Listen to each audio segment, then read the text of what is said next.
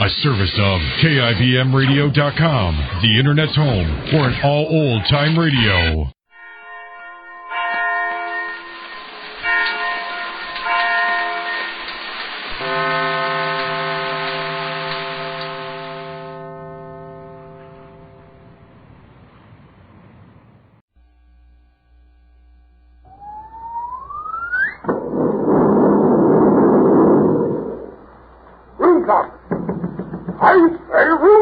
Good morning, Sir John. Good morning, indeed. Anything gone wrong, Sir John? Gone wrong? Young man, I was born right here in London. I've been living here at the Savoy Hotel for 15 years. Now, would you mind telling me since when it has become the custom for guests to roller skate up and down the hall at 3 o'clock in the morning? I'm most awfully sorry, Sir John. We don't know what to do with that Gracie Allen. A bit balmy, you know. We've taken away her bicycle. Oh, dear. Are you there? Room clerk speaking. Yes? Who? Miss Gracie Allen? Yes. Oh, you're leaving for America this afternoon. Very well. I'll send the boy right up for your luggage. Thank you. Bellboy. Yes, sir. Go up to Miss Allen's room, 320, and get her luggage. She's leaving for America. Oh, room clerk, get one of the other bellboys to go up. Hey? Every time I go up to her room, she gets angry because I won't give her a tip. Oh, go on, boy, and hurry. Oh. She's really leaving for America? Mr. Sinelli. Yes? That girl with the skates. That Gracie Allen. She's leaving for America. Oh, Miss Douglas. Yes? That bonny Gracie Allen is leaving for America. Oh, Cynthia, darling. Yes? That crazy Gracie Allen is leaving for America. Oh, I'm awfully glad. Lord. Don't you? She's just coming out of the lift now. Gracie, before we left home, I told you were the silliest girl in America, but I want to apologize. Oh, you don't love us anymore. Now that I've traveled all over Europe, I've changed my mind. You're not the silliest girl in America. You are the silliest girl in the whole world. Oh, Daddy, I bet you tell that to all the girls. White House Cigars presents...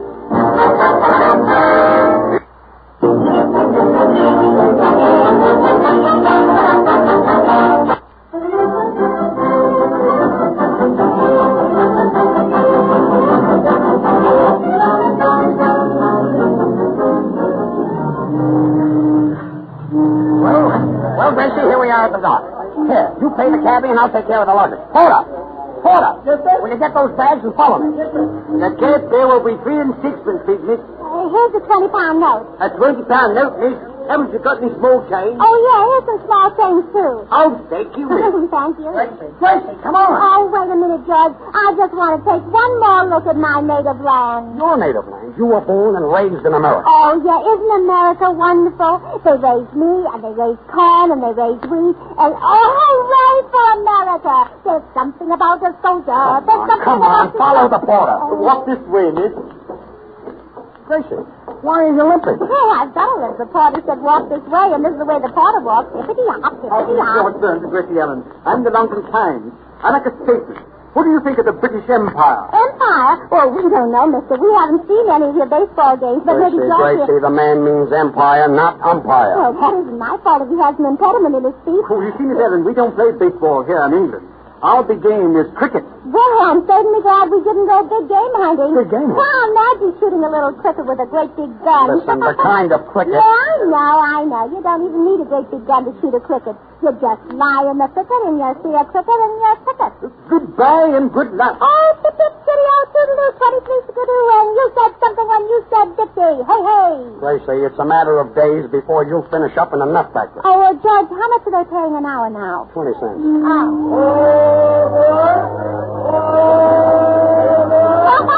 Oh, there's another silly man. He's hiring all aboard. And we know they're not all aboard because we're not on the boat yet. Oh, look, George. Look at that big thing putting that automobile up over the water. Well, they certainly do things backward here in England. Now, in America, we put the water in the automobile. And here they put the automobile in the water. Gracie, they're not putting the automobile in the water. Oh, no? They're putting it on the boat. Somebody is taking their automobile to America. Well, that certainly is ridiculous. Ridiculous. Well, yeah, that certainly is ridiculous. Imagine trying to drive an automobile to America. Oh, you wouldn't catch me driving a car across the ocean unless I was sure the tires didn't leak. And then another Well, all right, don't worry about it. If you did drive an automobile across the ocean, about every mile, you would probably find a service station. Oh, well, I'm not worried about that. What I'm worried about is there's no hot dog stand. Hot dog stand? Yeah, my dog Herman loves hot dogs. And I love my dog Herman. And, George, if you love somebody and that somebody loves hot dogs, you'll drive farther for a hot dog than you would for a service station. Or would you? Gracie, your dog Herman is not with us. Oh, well, then let's take a boat. Yeah, let's take the boat. Sorry, madam, but you'll have to hurry because this boat goes to America in 5 minutes. Oh, now that's what I call see, the big boat like this going to America in 5 minutes. That's a Come on, Gracie, there's the whistle. Well, all I can say is it's a pretty terrible whistle. I can't even tell what food it's whistling. Gracie, it's whistling for passengers. Well, that's a funny way to get passengers. Why don't they advertise in the newspapers like the other steamship lines? Let them keep on whistling for passengers out there, and they'll finish up by selling peanuts. You said it. I said it. I didn't say anything. Well, then talk a little louder. I can hardly hear you. Come on, hurry up and run up the gangplank. Oh, boy, well, we finally made it. Gracie, look, they're taking in the gangplank. I guess everybody is aboard. Oh, well, then I better tell the captain, huh? Hey, Captain! All aboard! Quiet. Quiet. Well, Gracie, now we're safe on board. Let me have my money back. What money? What money? I gave you 40 pounds to hold for Oh, me. yes. Well, I gave the taxi driver 20 pounds. I've got 20 pounds left. 20 pounds? Yeah. Gracie, 20 pounds is $100. You gave the taxi driver $100. Yeah, and some change, too. Change, too. Gracie, while you're at it, why don't you throw the other $100 overboard? Oh, well, George, I think it's a little silly thing to do, but it's your money, so here goes. Whee! Someplace, there must be someone who could do something to stop the silly chatter that goes on for days and days and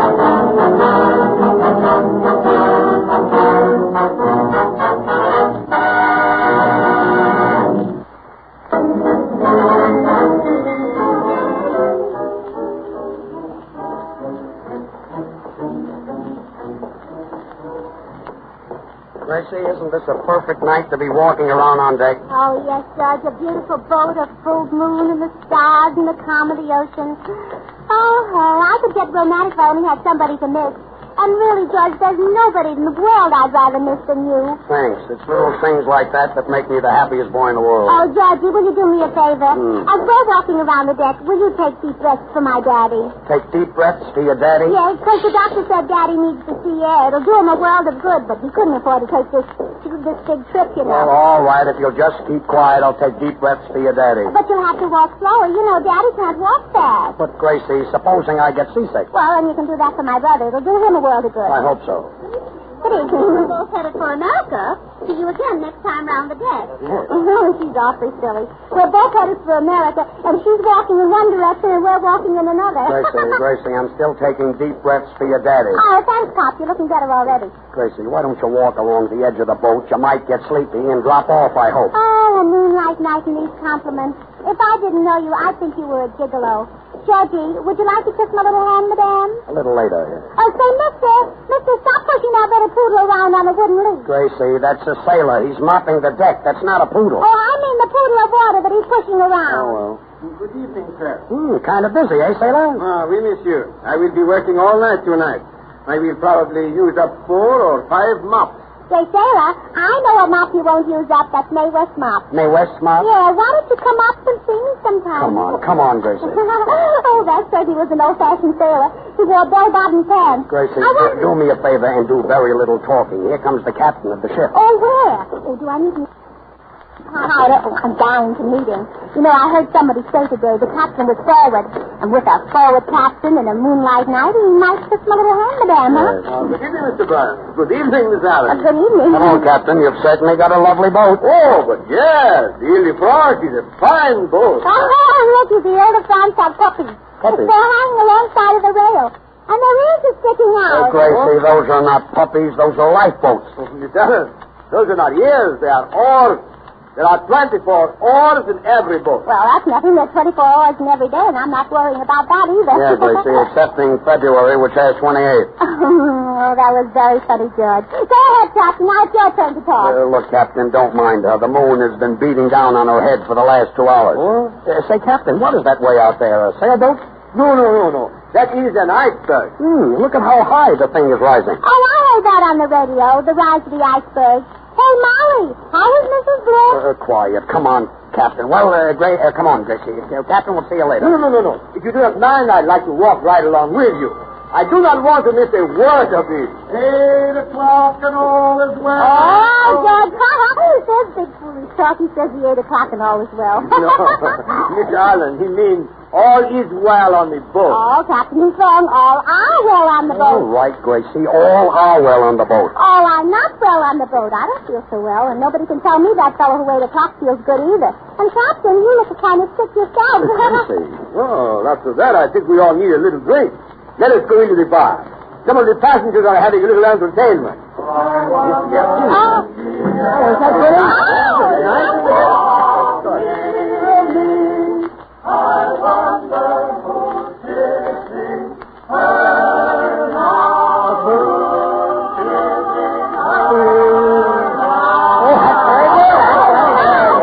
Wait a minute. Here's the captain. Speak! Poncho, I cannot make a speech, but I will tell you, I have George Burns and Gracie Allen with me. And I saw them a few days ago at the Palladium in London, and if you coax them, maybe they will sing a song. Thank you very much. Say, boys, do you know Yankee Doodle Blues? Boys, play the middle part loud, because that's where George always goes flat. Say, here's the word I want to say. I'm not as good as Tom. Say, have you ever been away? Oh, sent to Rudy Valley. Have you ever missed the hero USA? Gone to Rudy Valley. When you get that itching in your shoes, You better try a cough drop. go to any other land you choose Keep singing Dixie. and see how pretty that Yankee Doodle Blues. I'm singing, there's no land as grand as my land, from California to Manhattan Isle. North, south, that sunny skyline, oh, I love every mile. They're playing Yankee Doodle, that melody that keeps ringing in my ears. Yankee Doodle, that's the melody, makes you stand right up and cheer. I'm coming, USA. I'll say I love you, make me lose those Yankee Doodle Blues. They say that Europe is wonderful with all that ancient junk, but it's not as good as Kokomo, and Kokomo's the bunk. I couldn't see old London, it was covered by a fog. I had to move from Paris, cause I couldn't meet a fog. From there I went to Old Cologne and started on the round. But Old Cologne don't smell as sweet and pretty as the sound. A Russian Bolshevik tried to get my strength, and then I wore my welcome out by sliding on me out. Hello, Miss Liberty, I'll say you're a fair. And then the customer officer said to me, why do you declare I am Yankee Doodle, That melody keeps on ringing in my ears. because Yankee Doodle. That's the melody, makes you stand right up and cheer. Homecoming. USA is nice, but I'll always say, I love you. It's my brother again, I love you. Let me lose those Yankee Doodle.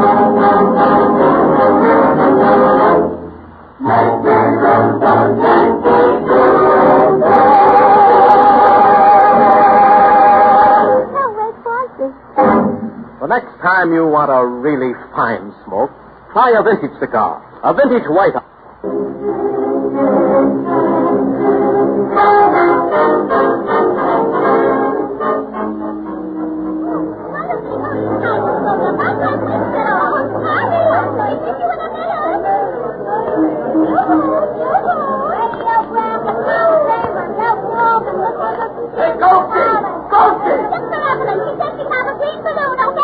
Hey, Ghosty! Gracie, what's that? Joe. Call Joe. Yeah, well, that's what happened, Julie. I've been calling Joe for 10 minutes, Joe. Now you call Joe. listen. Joe! Hey, Miss, put the hat, push that man with the umbrella. Gracie, is that the fella down there, the tall fella? Yeah. The one with the fat to it? Yeah. Hey, Miss. Well, all right, Gracie, I'll call him. Joe! Hey, Joe! Gracie, did you send Joe a cable telling him that we arrived today? No. Hey, Joe! Wait a minute. Well, then how do you know he's Joe? I don't know. Well, what are we hollering about? Well, I don't know, but everybody else is hollering, and I thought if we didn't holler, it would be embarrassing. Don't you think so? Hey, Joe! Quiet. Ghosted! Quiet! Well, there's the dang bird. Well, come on, Gracie, let's get off. Just follow me. Just push through the south. Just hold on to my coat here. Well, here we are. Do you see our trunks anyplace? Pardon me, miss. I'm the United States Customs man. Are you ready to unpack your trunk? Well, I never heard such a silly question in my life. I'm not going to unpack until I get home. Miss, I have to look through your trunk. What's your name? Well, look through my trunk? Yes, Gracie. Tell him your name. He looks through your trunk and sees what's in it. Well, my trunk is locked, but if he can look through my trunk and see what's in it, he certainly ought to be able to guess my name. Listen. Huh, that's a good trick, mister. And if you can do it, then I'll show you the one with 2 decks of cards. Gracie, why don't you do a trick where you stick your little blue hat in the neck of a bottle and don't take it off? Oh, well, that's one of my old tricks. Miss, I'd like to see what you brought back from Europe. Well, you don't have to bother. I didn't bring back anything for you. Huh? Can you imagine that, George? I never met that man in my life, and he thinks I brought him back a present from Europe. Gracie, That's the all government only allows you $100. Oh, well, then why doesn't he give it to me and let me go? Look, miss, did you buy any gowns from Paris? Well, of course, several of them. May I see them, please? Oh, I know you'll love just one of them. It's a black lace with a low back, sort of a dance frock. But I wouldn't think of letting you see me until I get my hair fixed. Did you get a mirror around? Gracie, the officer isn't interested in seeing how you look in the gowns. All he wants to see is the gowns. Oh, well, it certainly takes all kinds of people to make a world. Can you imagine a big man like that interested in gowns? Miss, did you bring back any perfume? See, what did I tell you, George? He even likes perfume. Gracie, there's a heavy duty on French perfumes, and if you brought any back, you'll have to pay a tax on it. Oh, well, in that case, I didn't bring any. Well, I'm sorry to say, miss, but I smell Christmas night. What did you say, George? He said he smells Christmas night. Well, if I were in his place, I wouldn't brag about it. Gracie. Uh-huh. I see you're wearing a mink coat. Miss, where did that mink come from? Where did that mink come from? Little mink. Where does the pet coat come from? Little Precious. Officer, we just located Miss Ellen's trunk. We found it under the war. Under the what? War! Well, you don't have to bark at me. Just talk. I understand you. Why don't you say something to him, George? Will you keep quiet? Oh, thanks, my hero. Now, Miss Allen, if you just open your trunk, I'll get you out in no time. Oh, well, George, this fellow's even better than Houdini.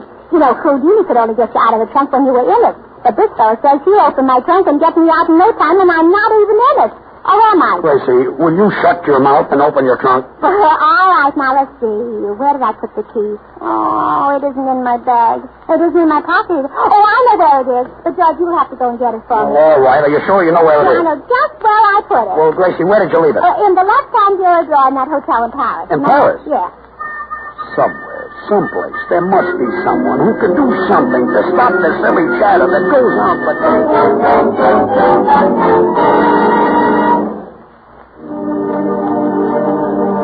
Next Wednesday at the same time, the makers of Vintage White Owl cigars will bring you another adventure of Gracie with Bobby Dolan and his White Owl Orchestra and George Burns and Gracie Allen. And in the meantime, look for the vintage mark on the box.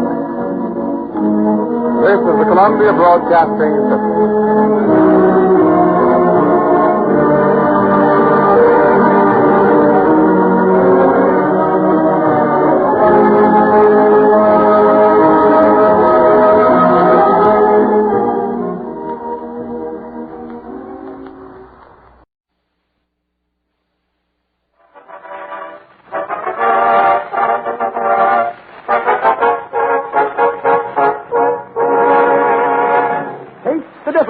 Campbell's Tomato Juice presents George Burns with Gracie Allen and Ted Husing and Wilton Watson with Jack Bernard and his famous orchestra.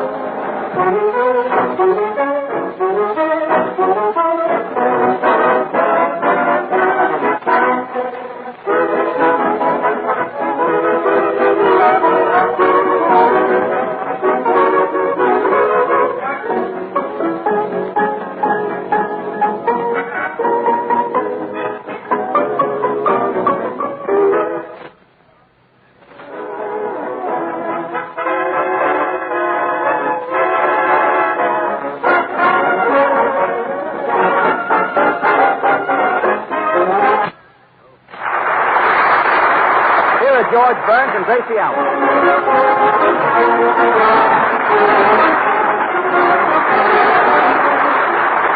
Thank you. Thank you. Oh, Judge, isn't it wonderful to be back in New York again? I'm so thrilled that I can hardly speak, and now we were... Gracie, we've only been away 2 weeks. Well, I know it. But it's the same old New York. Yes. You know, I said to myself this morning as I was riding uptown on the M, I said to myself... You were riding uptown on the M? Well, sure, I like the M much better than subway. So I said to myself... Gracie, it's not the M, it's the L. Well, I know, but I don't like to say L on the radio. Well, it's kind of nice to be back in New York again. Oh, yes. I've never had such a welcome home in my life.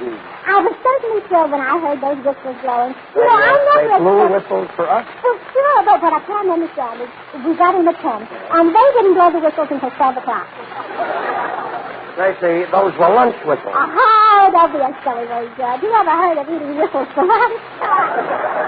They're delicious with ketchup. Now, please. Oh, yeah. Can't stop me tonight. No, and my brother, you know, he got so excited that he threw a streetcar right through a plate glass window. Your brother picked up a streetcar and threw it through a plate glass window? Yes. Gracie, do you know how much a streetcar weighs? Certainly, 3 tons. Three tons? Yeah, up ton and down ton. Up ton and down ton? Yeah. But where's the other ton? Leading the band. Leading the band. Nice talk. Hey, wait, George. Yes? For 2 whole weeks while you've been away, I haven't made one single announcement about Campbell's. That's right. Not once have I stepped up to the microphone to tell the world the famous Campbell slogan. Well, I'll tell him about it, Ted. Oh, thank you. And ladies and gentlemen, Ted Beaton says if you're using Campbell's tomato juice, you're using the best Campbell's tomato juice in the world on account of you're using the same tomato juice that Using is using. That using is using? Judge, I juice got through telling me that. Are you juice got through? Ladies and gentlemen. Ed, I'll take it. All right. And I won't have to sell Campbell's tomato juice on a piece of paper. I've got it in my head. Well, Judge, if you can't have brains in your head, then I guess Campbell's tomato juice is the next best thing. Thanks. Say, Gracie, it's all I can do to control myself whenever you start talking about Campbell's tomato juice. Well, I'm glad you do control yourself, Ted. That shows that you have the power of mind over tomato. Mind over tomato. Gracie, did something happen to you when you were a baby? Yes. I weighed 10 pounds when I was born. Oh, then you were born. Yes, I'm sure. And the next week I weighed 20 pounds. 20 pounds. And the following week I weighed 30 pounds. Well, for a while it looked like I was going to grow up to be a Jack Bernard. A Jack Bernard. Well, I wish you were a Jack Bernard. Then you'd be leading this orchestra instead of bothering me. Sure, and then Jack wouldn't be leading the orchestra and wouldn't be bothering anybody. There's something to that. You've got something there, Gracie. You may not think I'm good, Gracie, but you should see the size of my correspondence. See it? Well, how can you miss it? It's taking the buttons off your vest. Let me tell you something. Wait until you see how classy Jack Bernard is going to look next week. Yeah? I blew myself to a new suit. You did what? He says he blew himself to a new suit. Oh, now that's a good idea, Jack, because it looks like you're going to blow yourself out of the old one. Using Watson. Bernard. Yes.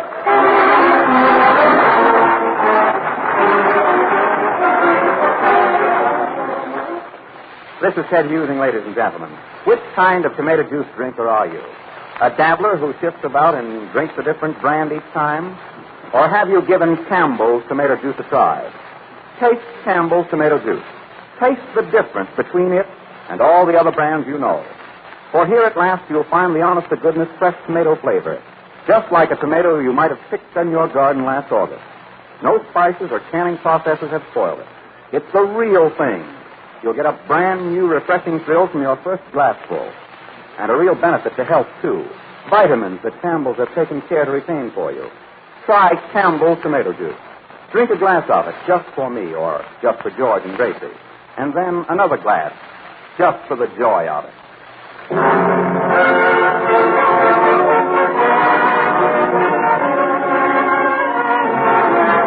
Marx Brothers comedy, A Night at the Opera, contains a beautiful ballad entitled Alone. Milton Watson sings it for us now. A million stars are shining bright that glorify the sky. A million lovers of the night. For here am I,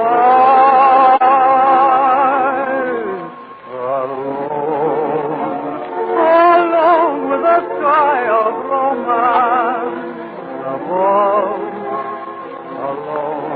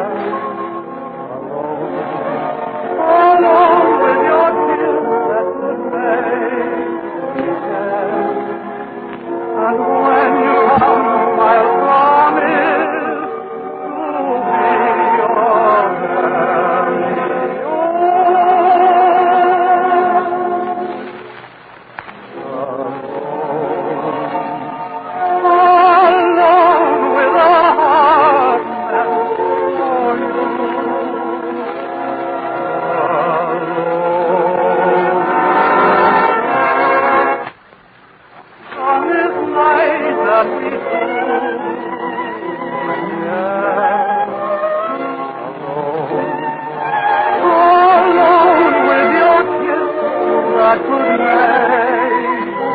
yes. And when you come, I promise to be your very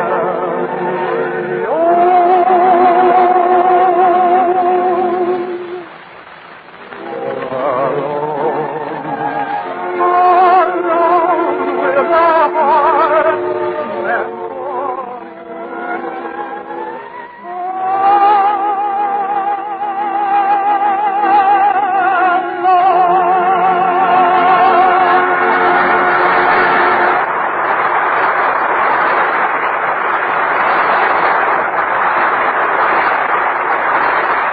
Here's George and Gracie again.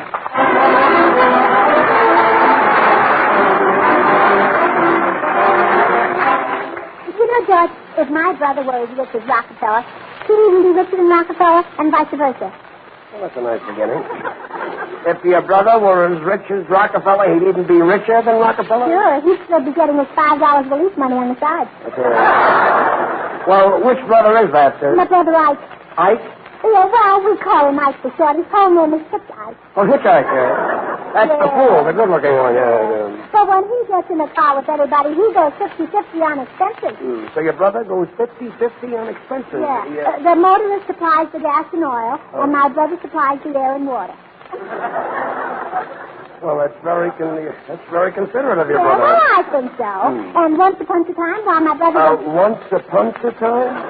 Yeah, once upon a time. Well, thank you. While my brother was hitchhiking, he saw a movie star in an automobile. A movie star? Yeah. Well, what did your brother do? He stuck out his thumb. He did.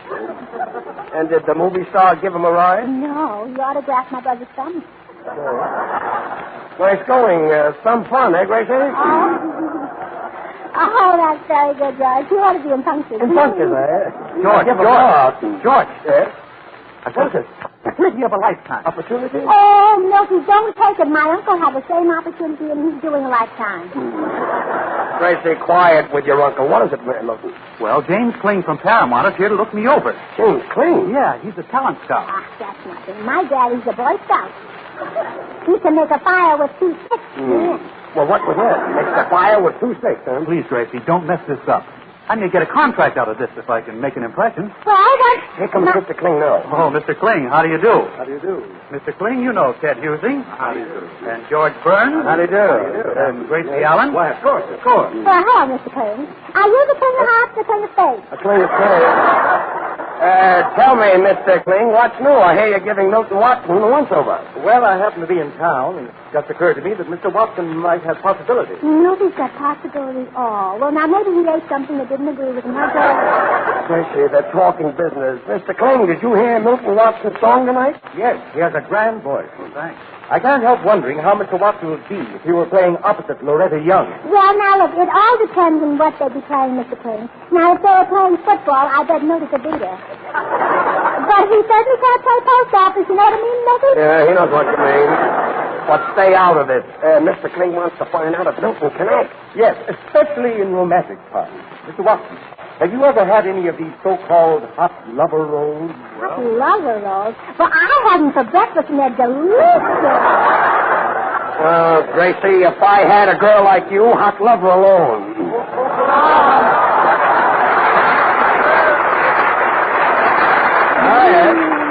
That was George Burns, ladies and gentlemen. The telephone number is 9-700. Thanks, Gracie. You see, Mr. Kling, I've never done anything very important in that line. Of course, I've taken a lot of work in dramatics. Good. What can you do? Well, I've got Uncle Tom's Cabin in my repertoire. Oh, yeah? Then Jack and I must have the Empire State Building in here. Miss Allen, wouldn't you like to see Mr. Watson get a chance in a love scene with some beautiful act, Loretta Young? In a love scene with Loretta Young, I know he wouldn't even have a fighting chance. Thanks, Gracie. You're welcome, Milky. Miss Allen, you at least admit that Mr. Watson is a good singer. Well, as singers go, what I mean is Milty's low notes are so high that they make his high notes sound low. What you mean is that you don't even know what you're talking about. Well, you and Mr. Kling don't know what I'm talking about either, so it's 50-50. I guess so. Mr. Watson, will you do some short love scenes? Oh, yeah, maybe, and I'll help you. You'll help me. Yes. I'd rather do a love scene with Jack Renard. Why? Why, Gracie, will you stay out of this? Mr. Watson, right now is the time when we can get an audience reaction. Maybe there's some reading or recitation. Do something. All right, here goes.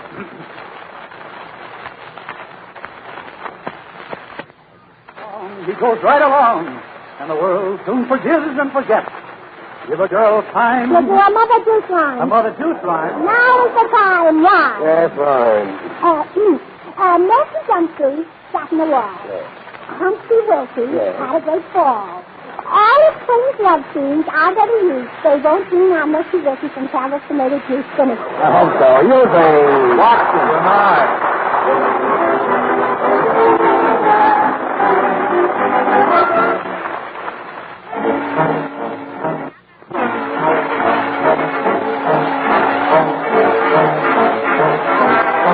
Jack Bernard and his orchestra, and a new foxtrot, Hypnotized.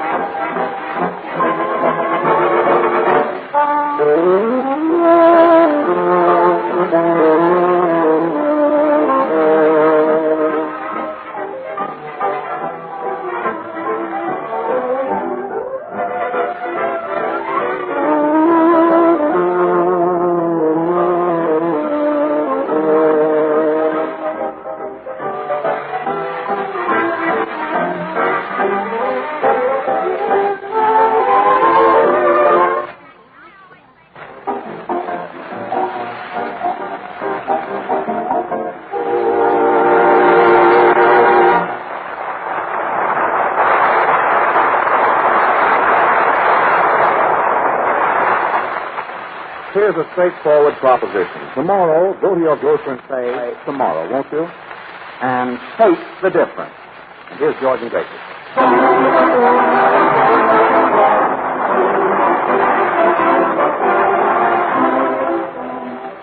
George, I got a letter from home asking me for the New Year's present. And they're all worried about you. Worried about yes, me? I'll read it to you. Dear Gracie. Poor mother can't spell very well. Imagine spelling Gracie C-R-A-Z-Y. C-R-A-Z-Y. Oh, yes, it was probably a slip of the pen. Yeah, George. Well, anyhow, it says that Daddy and Daddy... Never mind, just read the part where they're concerned about me. What were they worried about? Your injury. Injury? Yeah. What kind of injury? Well, I don't know, but here it is in the letter. It says that, here, also received George's little check for New Year's, and I hope he didn't break his arm making it out.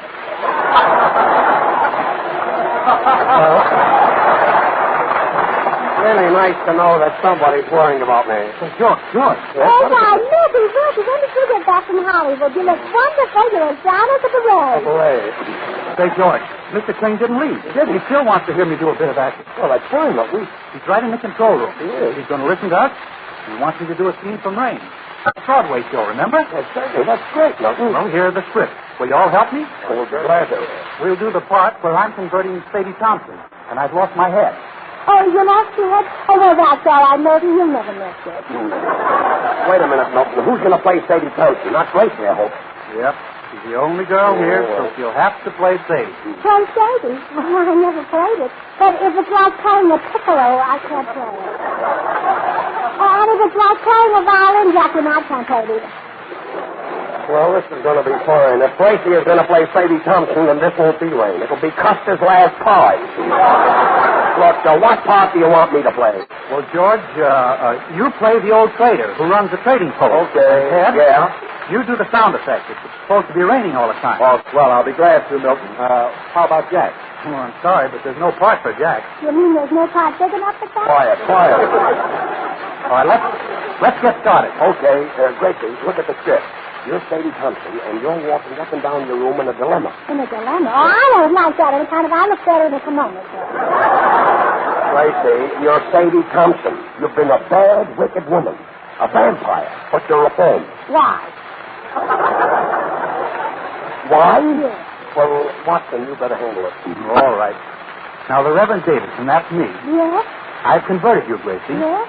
You've given up men, Yes? and you're through with liquor. Oh. Why, you've even stopped playing that nerve-wracking phonograph. Oh, was that a nerve-wracking phonograph? Now, I could have sworn it was rapping out then. I could have. Will you try to understand? Watson is Reverend Davidson. Yes, and while I'm persuading you to be a good woman, I myself have fallen for you. Oh, why, this is so sudden, lady. Who'd have sent it, George? Watson, director Mr. Kling is waiting. Oh, yeah, Ted. Are you ready with the sound effect? Well, I've got the water, but I've got no place to pour it. Say, George, have you got a pan? No, I haven't got a pan. You haven't got a pan, George. Well, what do you call that thing between your ears? That's a birthday cake. That's what that is.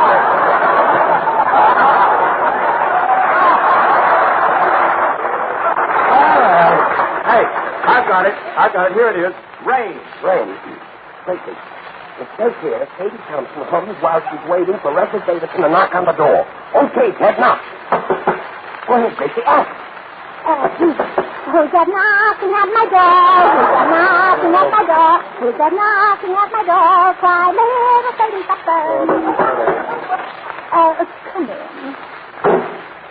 Hello, Reverend Davidson. Come out to me, Jester. Gracie, the script. Hello, Sadie. Are we alone? Well, certainly we're alone, Davy. There's nobody here but you and me and George and Ted using in the audience and Jack Lamar. Any strange, George? Look, Gracie, read the line. Read the line where it says Sadie. Sadie. Yeah, but look, what comes after Sadie? Reverend Davidson, you must about it. Look, read right here. Yeah, Reverend Davidson, I want to tell you you won the battle. I'm going straight. George, what is that? You be quiet. Sadie, stop. Tell me no more, Sadie. It's time you heard a confession from me. Why, Murphy, you can't say that in front of a lady. But then again, I'm Sadie Thompson, huh? Let's hear it, baby. Oh, Gracie, your line, your part, your script, your Sadie. I know, and I'm pretty sure. Look, will you read right here? Yeah. So you want to confess to me, baby? Say, are you kidding me or are you drunk? George, I sound like my mother talking to my daddy.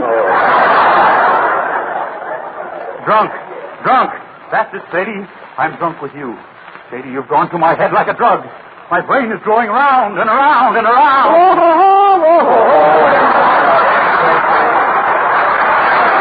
Will you watch your script? You're spoiling Watson's career. Go ahead, Milton. Okay. It isn't the rain that's driving me mad, Sadie. It's you. Come to me, Sadie. Closer. Gosh, I'm glad I'm out of this conglomeration. Quiet, Jack. Yeah, nobody's in the mood for love. Quiet. Gracie, read this line. Oh, yeah. Stop, Reverend Davidson. Get away from me. So that's what your face does for you, eh? Are you listening, Mr. Lubitsch? Sadie Thompson, you can no more stop me than you can stop the rain. Okay. Ted, he didn't tell you to stop the rain. Will you all be quiet? Kiss me, Sadie. I'm only flesh. Oh, baby talk. No, he's getting flash. Mr. Kling, it's terrible, but it's not my fault. Terrible? Why, it was simply wonderful. Wonderful? I've never heard a man read a line with such sincerity. Well, congratulations, Jack. That's wonderful. Contact yours. Put your name right down here, Mr. Jack Renard. Renard? The way he read that line, gosh, I'm glad I'm out of this conglomeration. It was beautiful. Mr. Kling, Jack Renard wasn't even in the play. I know. That's why he gets the contract. Oh, let me see the contract, Jack. Isn't it the red? Congratulate Jack, everybody. He's going to Hollywood to be a stand-in for a load of hay. A load of hay? Using.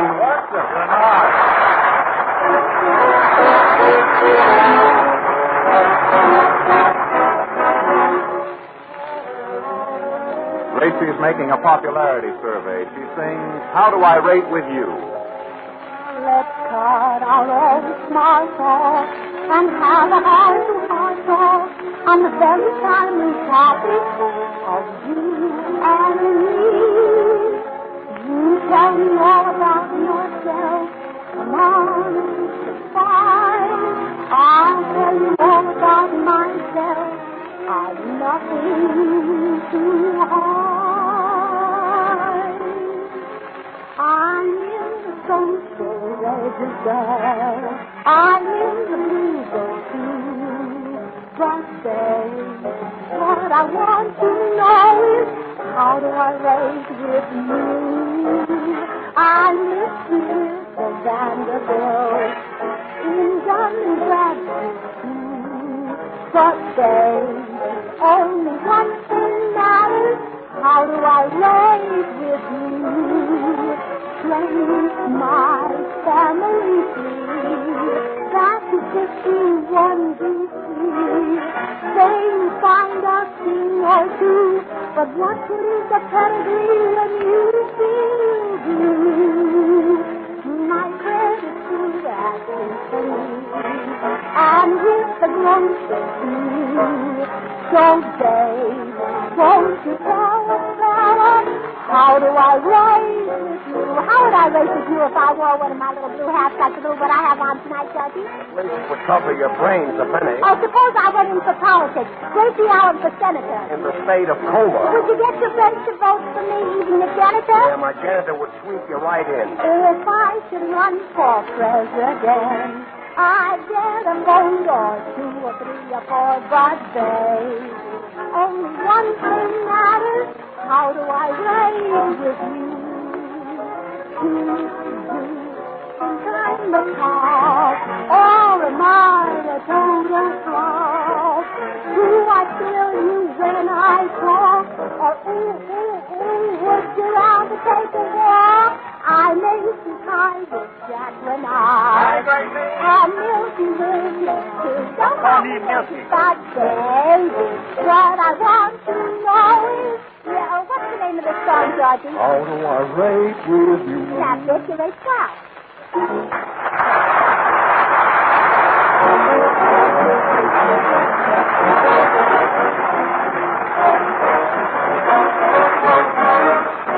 Campbell's tomato juice, made by the makers of those fine Campbell's soups, invites you to listen in and laugh with George Burns and Gracie Allen again next Wednesday, when they will broadcast from Boston, where they are appearing all week, starting this Friday at the Metropolitan Theater.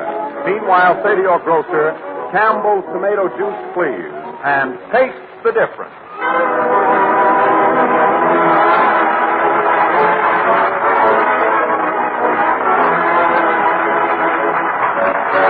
This is the Columbia Broadcasting System.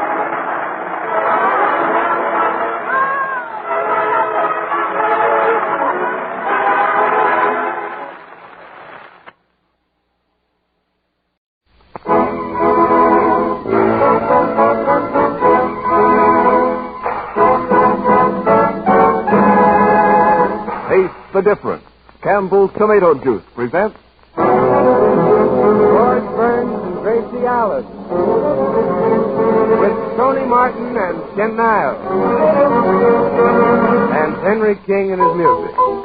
The Ice Wing.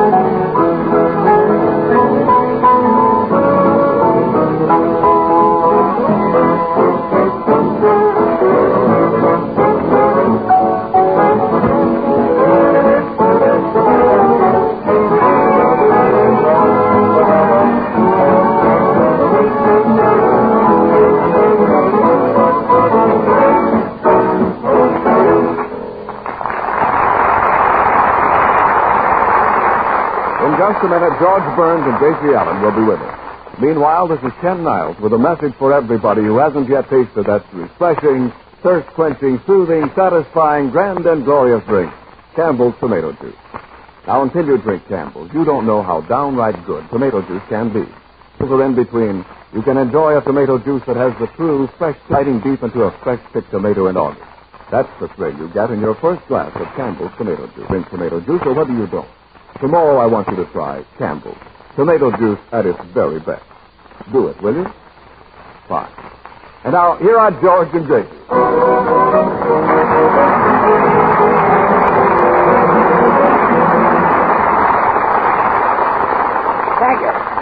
Thank you very much. Hello, boys. Hello. Well, Gracie, say hello to everybody. Hello. Oh, am I excited? I'm getting married. Whee! Married? Is that so? Yeah. He called me up on the telephone and he said to me, he said, he said, honey, will you marry me? Yes. And I said, will I marry you? I've been waiting for this for years. I should say I will marry you. Isn't that wonderful? I've never been so excited. Gracie, who is he? I say, who is he? Yeah, I don't know. You don't know? No, he hung up. He hung up? Yeah, well, maybe he wanted to be the first one to tell us about the good news, huh? Wouldn't be a bit surprised. Whimsical, jealous, huh, Jimsy? Gracie, I was just saying to that. Jimmy Newell is another cinema. What? Yes, he's making a picture and was called away on location, so we had to leave this program. Jimmy Newell isn't on this program anymore. No. Why, that's like taking the cream out of your coffee. I know. It's like taking the spark plug out of your automobile. Yeah, but... Well, that's like taking my uncle out of jail. Yes. That's like... Quiet. I'd like to introduce our new singer. Why, that's Quiet. Ladies and gentlemen, it gives me great pleasure to introduce a young fellow that everybody is talking about. He's been a big success in his first few pictures with 20th Century Fox. And I'm young, he's handsome. Just a minute. And he has a grand voice. I want you to meet Tony Martin.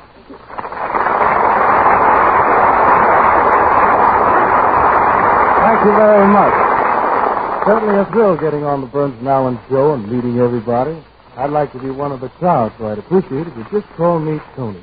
Tony? Oh, are you any relation to Tom McCord? Don't mind her, Tony. She's upset because she thinks Jimmy Newell walked out on her. Well, I don't blame you, Gracie. I bet you missed you, Jimsicle Whimsicle. Jimsicle Whimsicle? Jimsicle Whimsicle. Nicely said. Yes. We used to be on this program as far back as last Wednesday. Oh, yeah. Whatever became of this program? There you are, Tony. She's forgotten Jimmy Newell in 1 week. Gracie. Yes, Tony. I hope you don't forget me a week after I'm gone. Why, Tony, a week after you're gone, I'll be with you, if you know what I mean. I think he knows what you mean. Ken Isles. Yes? This is Tony Martin. Hello, Ken. Hello, Tony. And this is Henry James. Oh, I know Henry. Well. I heard him play the piano before I ever came on this program. Oh, good. Then he won't be such a shock to you as he was to us. Well, yes, it's one happy little family. Hello, Tony. I saw you in your last picture, and you were swell. You mean Pigskin Parade? Pigskin Parade? Oh, I didn't know Pigskin Parade. They can hardly walk. How can they parade? No, Gracie. I mean, pigskins means football. Yeah, you see, a football is made of pigskin. What's that? Hides. They're pigs outside. Oh, well, if the pig's outside, bring them in, George. Any friend of yours is a friend of mine. Gracie. That was very clever, George. Clever? I didn't say anything. Oh, that's when you're clever. Tony, I saw you in your last picture, and that sure was a funny scene between you, Jack Haley, and Alice Faye. Oh, do you mean that Tony acts in pictures? Yeah, he plays romantic parts. Romantic parts? Well, I think you call them romantic parts. You mean you make love to movie stars, you hug them, and you kiss them? Yeah, I guess I do. Well, tell me, Tony, is it a thrill to kiss Clark Gable?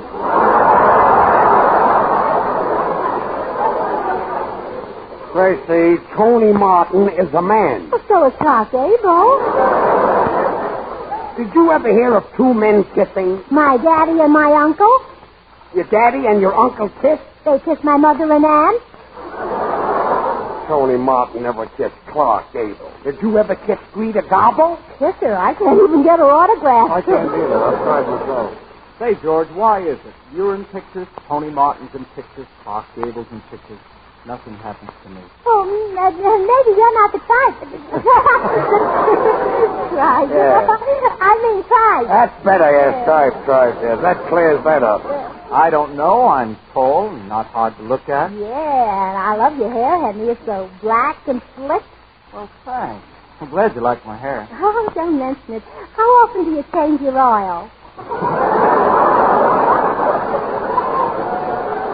How often does he change his oil? About every 20 miles.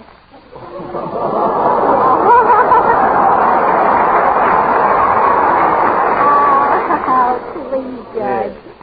Tony, as long as you're the romantic type, the radio audience won't judge you by your singing, you know. They'll judge you by your kisses. It's coming. And Tony, I can tell by one kiss just what type of program a man should be on.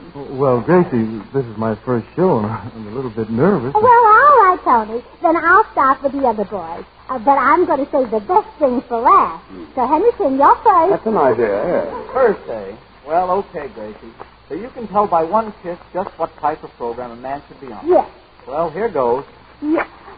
You belong in the hit parade. Thanks. Then now's next. All right.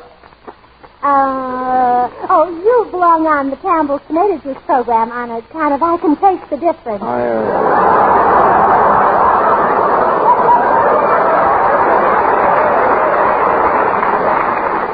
And now, Judge Porgy. Okie dokie.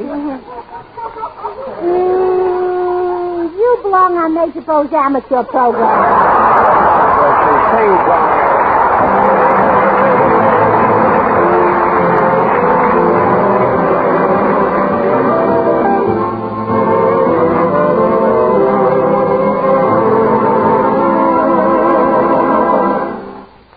I never cared to share my devotion.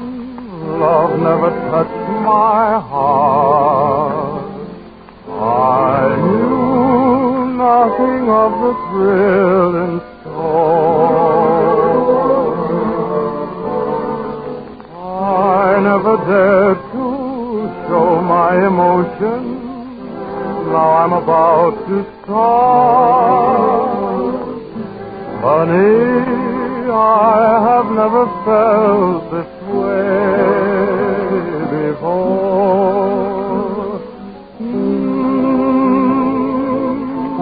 There's something in the air that warns me to beware tonight.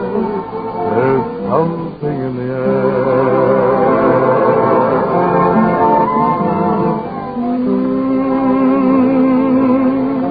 There's music in the breeze. I never saw the stars so bright. There's something in the air.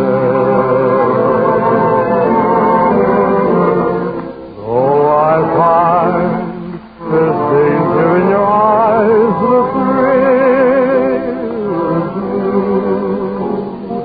I've been blind, but now I realize what love can do.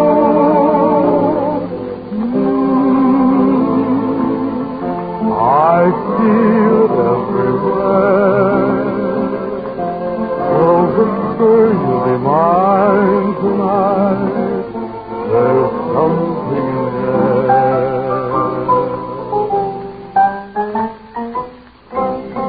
Yes, it's Henry King in the air. Come on, play some of those right ones, Henry.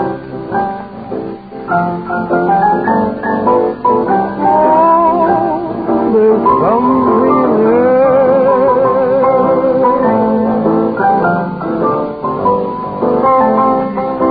Have a little light swing there, Henry. Just a little bit.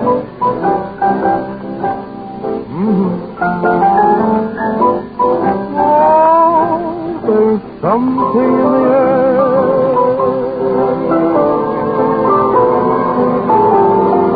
Though I find there's danger in your eyes, the thrill is new. I've been blind, but now I realize what love can do.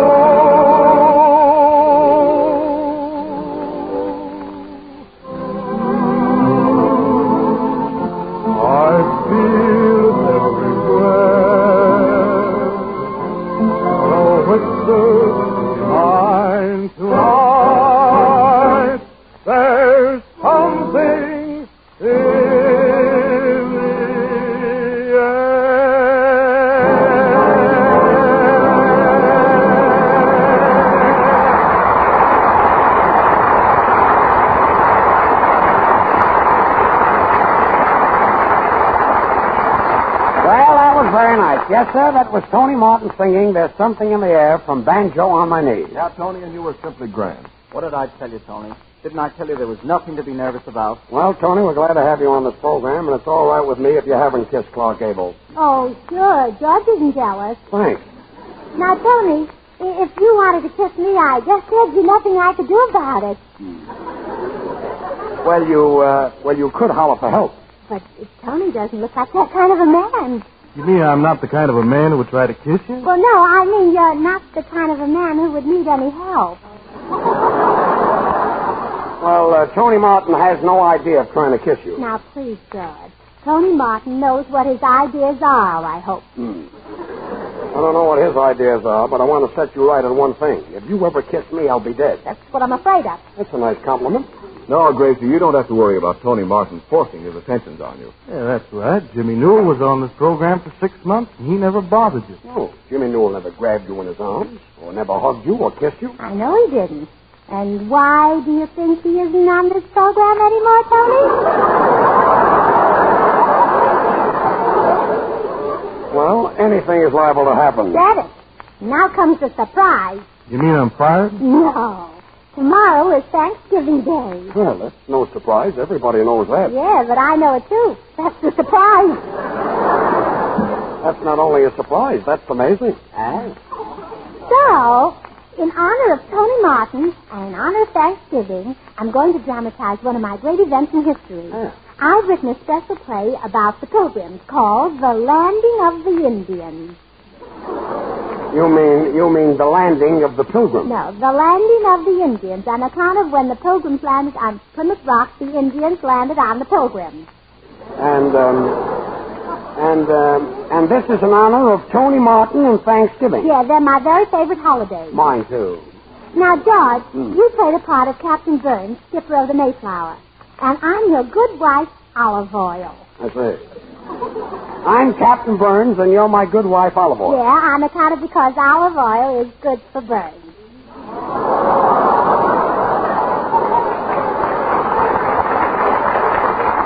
I get it. Olive oil, that's pretty hot stuff. Tony. Yes? You're playing the part of the mate. You mean I'm the captain's mate? No, you're the captain's wife's mate. Oh. Remember what happened to Jimmy Newell? Yes, I'll remember that. Henry. Yep. You're playing the part of an early settler. What's an early settler? Anybody who pays his bills before the end of the month. I see, and I suppose Ken Isles is an Indian. Oh, don't be silly. Does he look like a foreigner? A foreigner? Ken? Yes. Mr. Niles. You can't come in here. There's a broadcast going on. Wait a minute. Wait a minute. What's going on here? Well, I'm Ned Shaw, the butcher. Mr. Niles told me to bring some turkeys up here. He says he'd like to pick one out. Mr. Niles. Wait a minute. I told you to come after the broadcast. Well, certainly, this is no time to try to sell people turkeys right in the middle of a radio show. Certainly. There's no time to sell people ducks or fish. Yeah. I wouldn't even buy a button from you. Take your buttons and get out. Yeah. Oh. This I'm not selling buttons. Well, what are you selling? Turkeys. How much are they? How much are they? Yeah. Well, you know how high turkeys run. Certainly, they run as high as their hips, and from their hips up their thighs. Wait a minute. Gracie, are we going to buy turkeys, or are we going to do a play? Well, let's flip the butcher and see. Flip the butcher. Well, Tony, this whole thing is in your honor. And don't think that I appreciate it. What did you say? I said don't think that I appreciate it. That's what I thought you said. Mr. Butcher, there's one thing that always puzzled me. After you cut off a turkey's head, how does he know which end to gobble with? Ken, this is your butcher, so why don't you play with it? Oh, and another thing. Does a turkey gobble or does it cluck? Gobble, cluck. Yeah. Oh, by the way, Mr. Butcher, is it a thrill to kiss a fellow like Cluck Gobble? Cluck Gobble? Yes. Cluck Gobble. You people don't want a turkey. What you want is a padded cell. Good night. Well, he certainly got rid of us easy, didn't he? Yes, he did. Well, anywho, getting back to my play at Plymouth Rock, George, you play Captain Burns. I know. We all know our part. But what are you going to use for Plymouth Rock? Oh, don't be silly. Use your head. Henry King will play a medley of Born to Dance. A medley? You know what a medley is? You mean like Tony Martin is madly in love with me? That's what I mean. All right, Henry.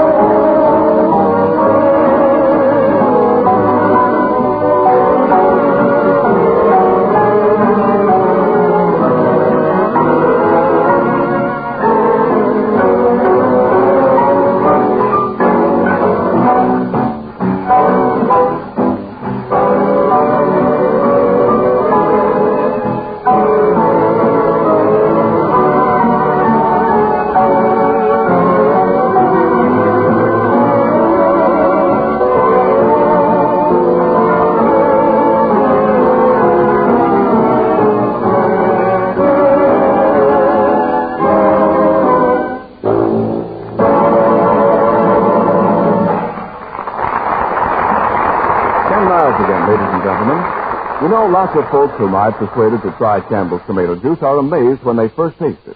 They say this is no ordinary tomato juice. This is real. Why, it tastes like biting into a big, juicy tomato in the good old summertime.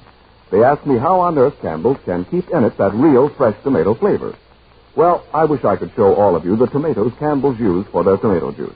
They are beauties, more luscious to look at and to taste than you'd ever dream a tomato could be. They grow from special seeds and ripen under the warm August sun. And I wish you could see the canning of Campbell's tomato juice, how the fresh, natural flavor and the vitamins are scientifically protected for you to enjoy. But you try Campbell's tomato juice because, honestly, one glass will tell you how good it is. You'll be delighted with the lively flavor of the very first swallow. Keep several cans always in the refrigerator. You'll find you'll be going for it often. So be sure the tomato juice you buy is Campbell's. Remember, there really is a big difference in tomato juice. Campbell's is the one with the true, fresh tomato flavor. Taste the difference. And now for Gracie's hysterical dramatization, The Landing of the Indians. Cast, Captain of the Mayflower, George Burns. His good wife, Olive Oil, Gracie Allen.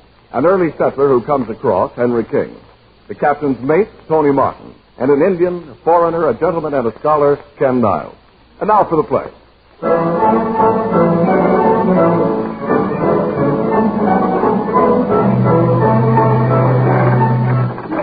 ahead, Captain Burns. Act. Your ship's in.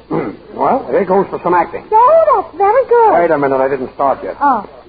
The Mayflower has landed safely. Men, tie her up to the wharf. Tie her up to the what? Wharf! Wharf! Wharf! Somebody throw George a piece of liver. Ahoy there! Make the boat fast. We'd like to disembark. Disembark? Bark! Bark! Whoop, whoop, whoop. Silence! Silence! Captain, behold yon Indians. I cannot leave thy ship without taking my life in my hand. Oh, Captain, if he's going to take his life in his hands, you'll have to carry the suitcases. Hast thou gone nuts, the captain of the Mayflower, carrying suitcases? Well, then, call a redskin. A redskin? You mean a redcap? Well, shiver my timbers if it isn't New England. Come, Captain, let's bustle ashore and see what yon two Indians want. Come, Pilgrim. Follow thy captain. And when we parley with yon savages, let me do the talking. Do you follow me? No. You don't understand me? Oh, we understand you, Captain. Well, we're not going to follow you. We Puritans can't go into saloons. Silence, my followers. Here are the Indians. Hello, Chief. How? We Indian Chief Customs Officers. My name, Sitting Dawn. My partner name, Standing Hop. Sitting down and standing up? Well, say, you must be a couple of Indians from the Bronx. Take him easy, white man. What you got in that valise? 'Tis none of thy business. Who dost thou think thou art? White man better keep mouth closed and let me see him suitcase. Oh, Tony, shut your mouth and open the suitcase. You better be careful, mate. Yes, or we will take your scalp, police, and murder you. Scalp, police, murder! Scalp, police, murder!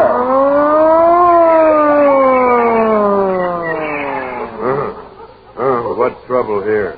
Meet my Indian friend, Chief Riding Bull. Hello, How. How? Me, Indian ship reporter. Oh. I say, How Riding Bull, eh? Say, aren't you the butcher that was here a while ago with the turkey?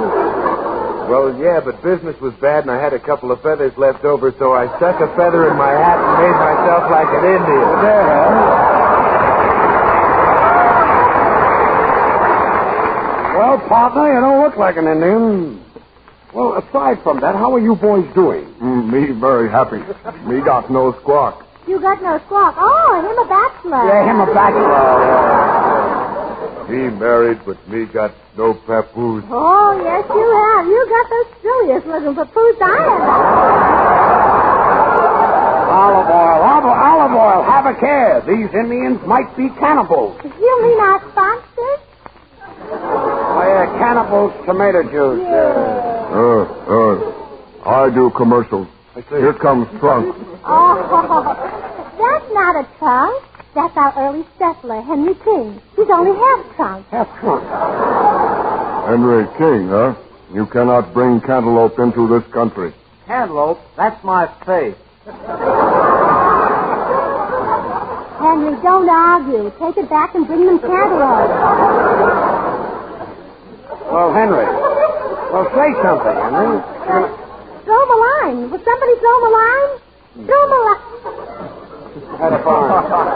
The sound man threw a line on the stage. Oh, yeah, my line. Yes. I will pay duty. Dost thou think my face is a luxury? Well, it certainly doesn't look like a necessity. Gracie, instead of your name being olive oil, it should be maple syrup. Why? On account of I'm so sweet? No, because you're refined fat.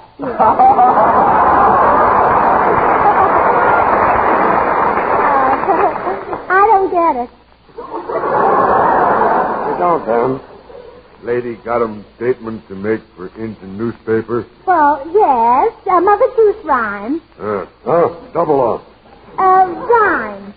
Sing a song of 6 pints. I'm here to introduce you Indian bucks and pretty squaws to Campbell's tomato juice. That's nice. It's a swell drink for Thanksgiving. You Redmen are in luck. A squaw can buy a can for her dime or 10 cans for her buck. 10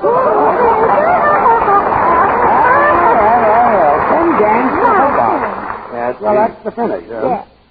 Me can't print that for readers. No, but Readers think me nuts. Me cultured. Me proper. You what? Me proper. Congratulations, boy or girl. Boy or girl? Gracie, I thought this play was supposed to be in my honor. I didn't have anything to do. Oh, yes, you have, Tony. You've got something very important to say right now. What is it? Well, you're supposed to ask me what I'm going to do after the broadcast. Gracie, what's that got to do with the landing of the Pilgrim? Well, nothing, but if he asks me, it's going to have a lot to do with the landing of Tony Martin, if you know what I mean. I think I know what you mean. All right.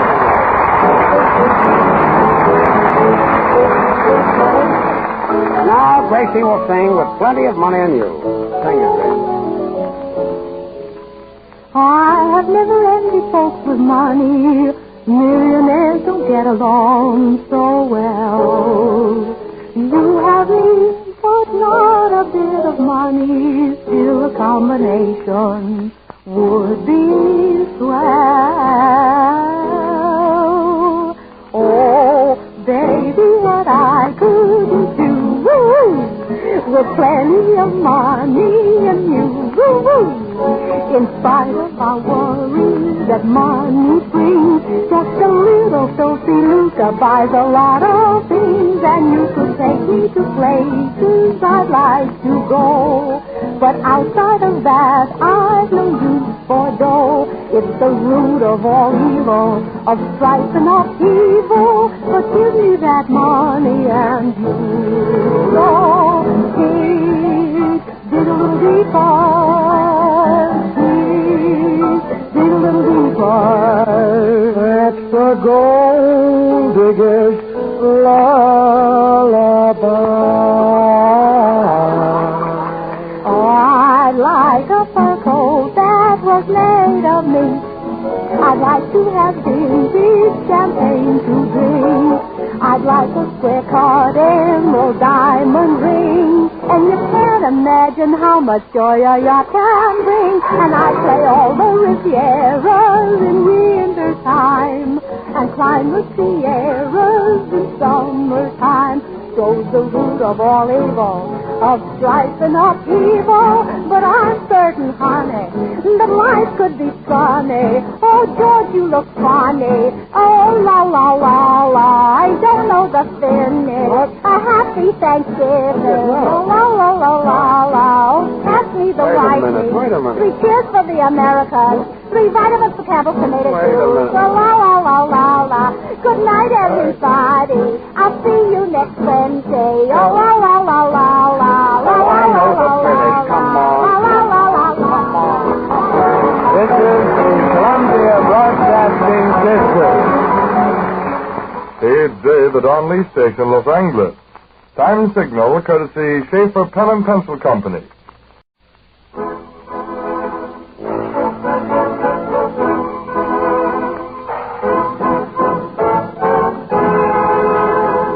Taste the difference. Campbell's Tomato Juice presents George Burns and Gracie Allen. And Niles. And Henry King and his music. Twinkle, Twinkle.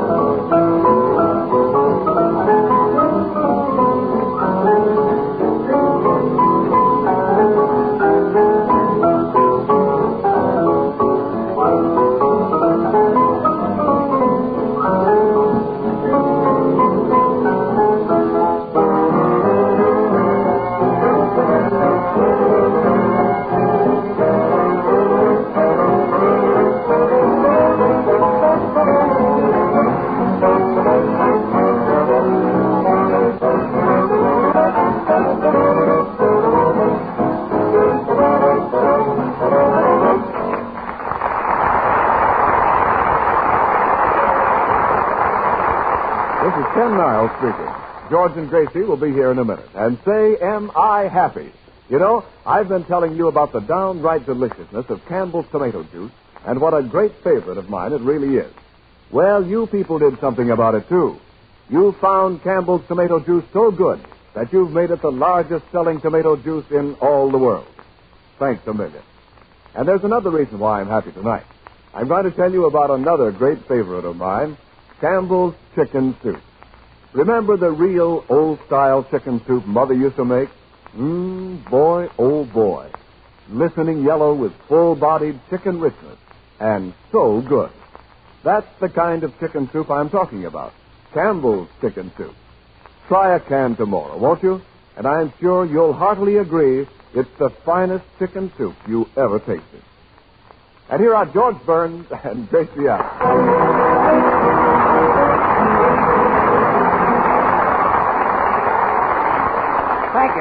Thank you very much. Oh, I've got the finish that I forgot last week. Get ready, musicians. Oh, I'm certain, honey, that life could be funny. Oh, George, you look funny. I wish... La, la, la, la, la, la, I don't know the finish. La, la, la, la. For a minute, I thought you wouldn't understand Oh, you see? George, Yeah? Ken and I are having a little argument, but we don't seem to be getting any place at all. Well, why don't you boys ask somebody to settle it who has intelligence, brains, good judgment? Well, that's a lot you ask of one person, but, boys, I'll do my best to settle it. Oh, I see what you mean. Gracie, maybe you can settle it. Ken and I have been talking about mustaches. Yes, Gracie, what do you think about raising a mustache? Well, Ken, I've never given it much thought on account of my skin is too tender.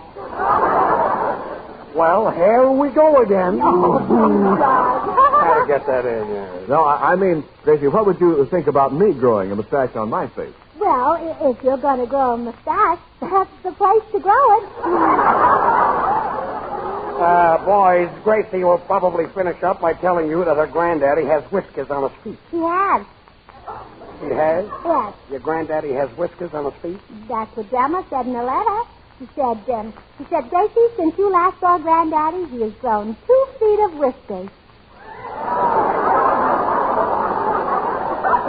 2 feet of whiskers. We're talking about mustaches. So I must ask you to remember that. Oh, you certainly not the one, George. Yes, I'm really a trip. I know. You know, if it wasn't for my uncle's mustache, my aunt couldn't tell if he won or lost at the racetrack. What does a mustache got to do with winning or losing at a racetrack? Well, when Uncle comes home from the racetrack, Yeah. if the ends of his mustache are pointing up, then Auntie knows he won. Well, that's a cute little system. Yeah. And if the ends of his mustache are pointing down, then Auntie Auntie knows he lost. It's quite interesting. Yes, I think so. But yesterday when he came home from the racetrack, he had one end pointing up and one end pointing down. What happened? He broke even. He broke even? Yes. Say, boys, what caused all this mustache talk anyway? Well, I went out dancing with a girl last night, and she said I'd look good in a mustache. Well, Henry, you better raise a beard. You couldn't hide enough of that face with a mustache, could he, Joe? Quiet. So you tripped the light fantastic last night. Well, he must have. When Henry dances, he trips everybody. Does he really? Yeah. Oh, yeah? Well, the girl I danced with last night said I was Grace personified. He said what? She said I was Grace personified. Oh, and you don't look a bit like her. Henry, who was that girl you were out with last night? Oh, a swell little blonde. Irene. How old was she? 25? How old? I told you twice. 25. Twice 25. Oh, she's 50 years old. Well. Well, 50 years old. Well, Ken, you've met Irene. How old would you say she is? Oh, about 60. Stop ribbing, Henry. Henry wants to find girls 70 years old. That's his business. Yeah, and he finds them, too. He does, Well, let me tell you something. If I go out with older women, it's because they have brains. As I said to the girl I was dancing with last night, give me brains. Oh, a gigolo. A gigolo? Well, brains are my weakness, too. Yeah, I know.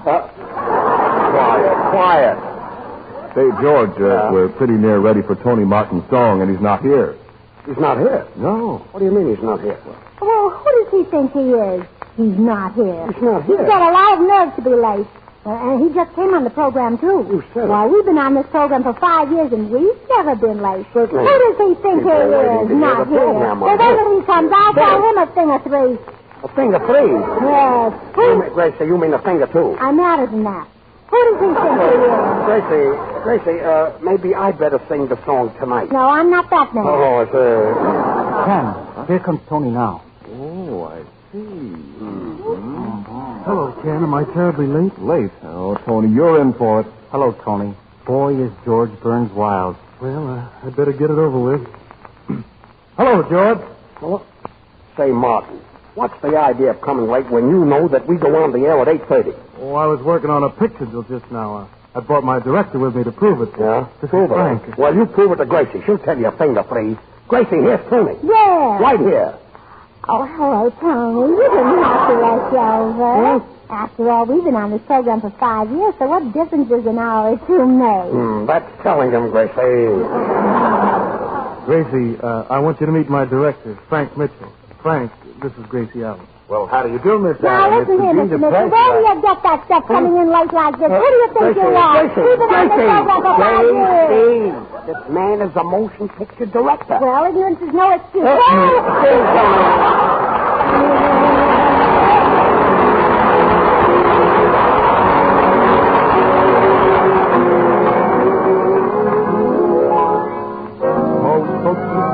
A great ambition to gain position and fame. I'll reach the goal I seek without book. All other outlooks are tame. It's love I'm after. I don't want to be a millionaire. The only thing on earth for which I care is love. For love and laughter, I'd give everything that I possess. The perfect synonym for happiness is love. Rich men, poor men, fame and peace, the way I do, because each one of them believes he'll find somebody like you. It's love I'm after. It may make me rise or make me fall, but it's love I'm after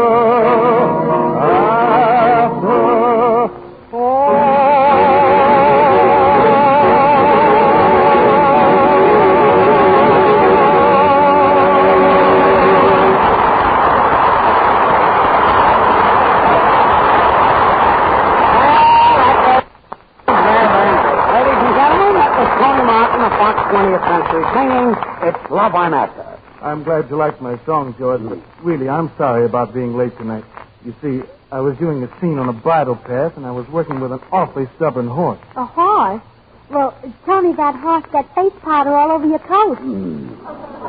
Tony, it looks like a horse on you. Say, Mr. Burns, I'm considered a pretty good picture director, but this broadcasting business is really Greek to me. I wish I knew something about it. Yeah, Judge wishes he did too, huh, Judge? Thanks. Don't mind her, Frank. She's not. Cut. You didn't read that line right, George. What line? Well, the last one you said, don't mind her, Frank, she's nuts. Yeah. Now, you should have said, don't mind her, Frank, she's nuts. Yeah. And when you say Frank, she's nuts, that's bad English. You mean Frank, he's nuts. He's right, George. You mean it was bad English? No, I mean Frank, he's nuts. Well, you brought this on yourself. Well, I don't know what's the matter with me. I'm certainly getting to be a ham.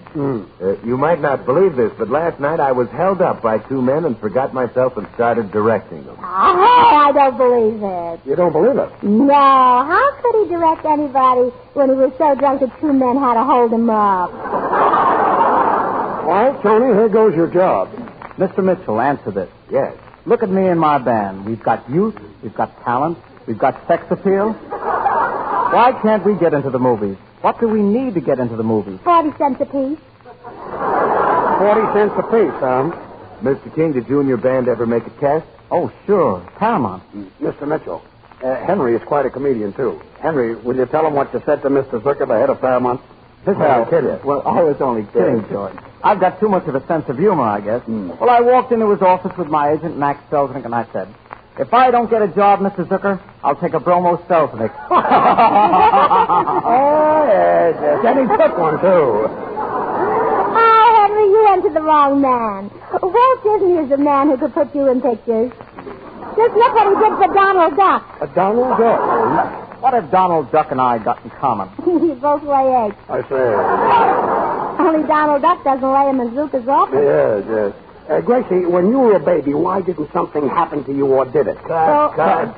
George, when you read that line, you punched it too hard.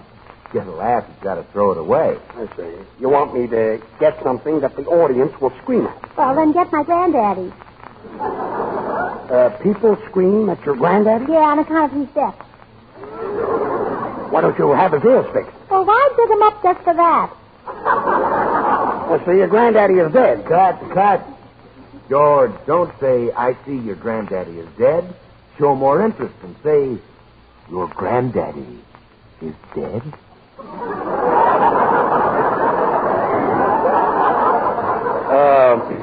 Your granddaddy is dead? That's right. It's a surprise to you. Yeah, it was a surprise to my granddaddy, too. Sort of a shock for the kid, yeah. Oh, he was, His granddaddy was 100 years old. That's the now. Now's the time. Now a centenarian, huh? No, Gracie doesn't know what a centenarian is. Oh, certainly I do. It's one of those bugs with 1,000 legs. Gracie, that's a centipede. Centipede? Oh, baby talk, huh? A centipede is baby talk? Yeah, we had a beautiful centipede of roses on our dining room table. I know, and the roses cost centipede. Yeah. Oh, nuts. Cut. George, you should enunciate more clearly. You should say, the roses cost a cent a piece. Gracie, maybe... Cut. George, I know that you're mad, so instead of talking to Gracie, it would be much funnier if you just stood there with your hands in your pockets and glared at her. Yeah, glare would sound swell on the radio, wouldn't it? Well, it wouldn't sound good unless you got the right facial expression. Yeah, thanks. Well, now let's take it again. Do I have to stand? Where Gracie says centipede, and George, don't forget your diction. No. Then you say, the roses cost a cent apiece. All right, take it, George. Well, George, are you asleep? George, why don't you say something? I can't. I'm glaring at you. Well, that's better. Yeah. You know, this is my first experience with radio. I sort of like it.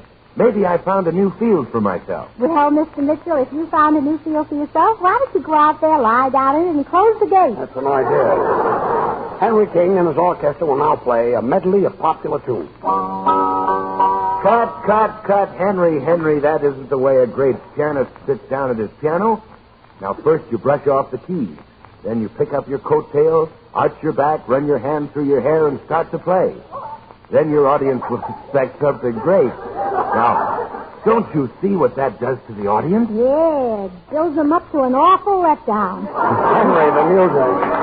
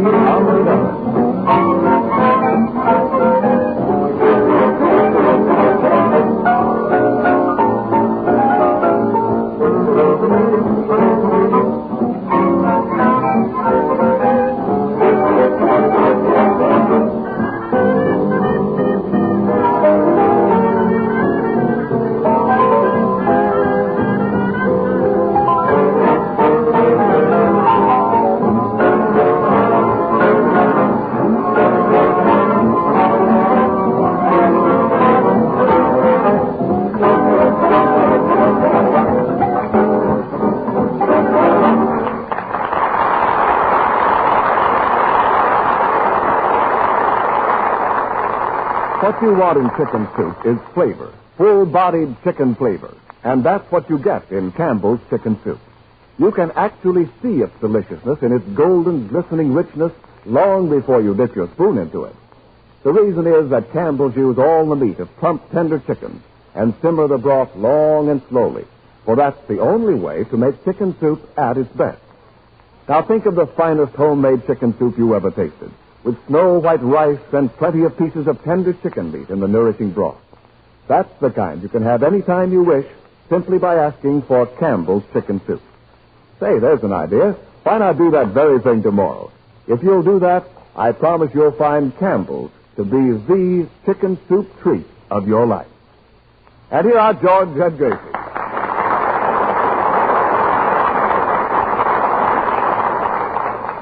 You know, George, I've come to the conclusion that all people are more like most people than anybody.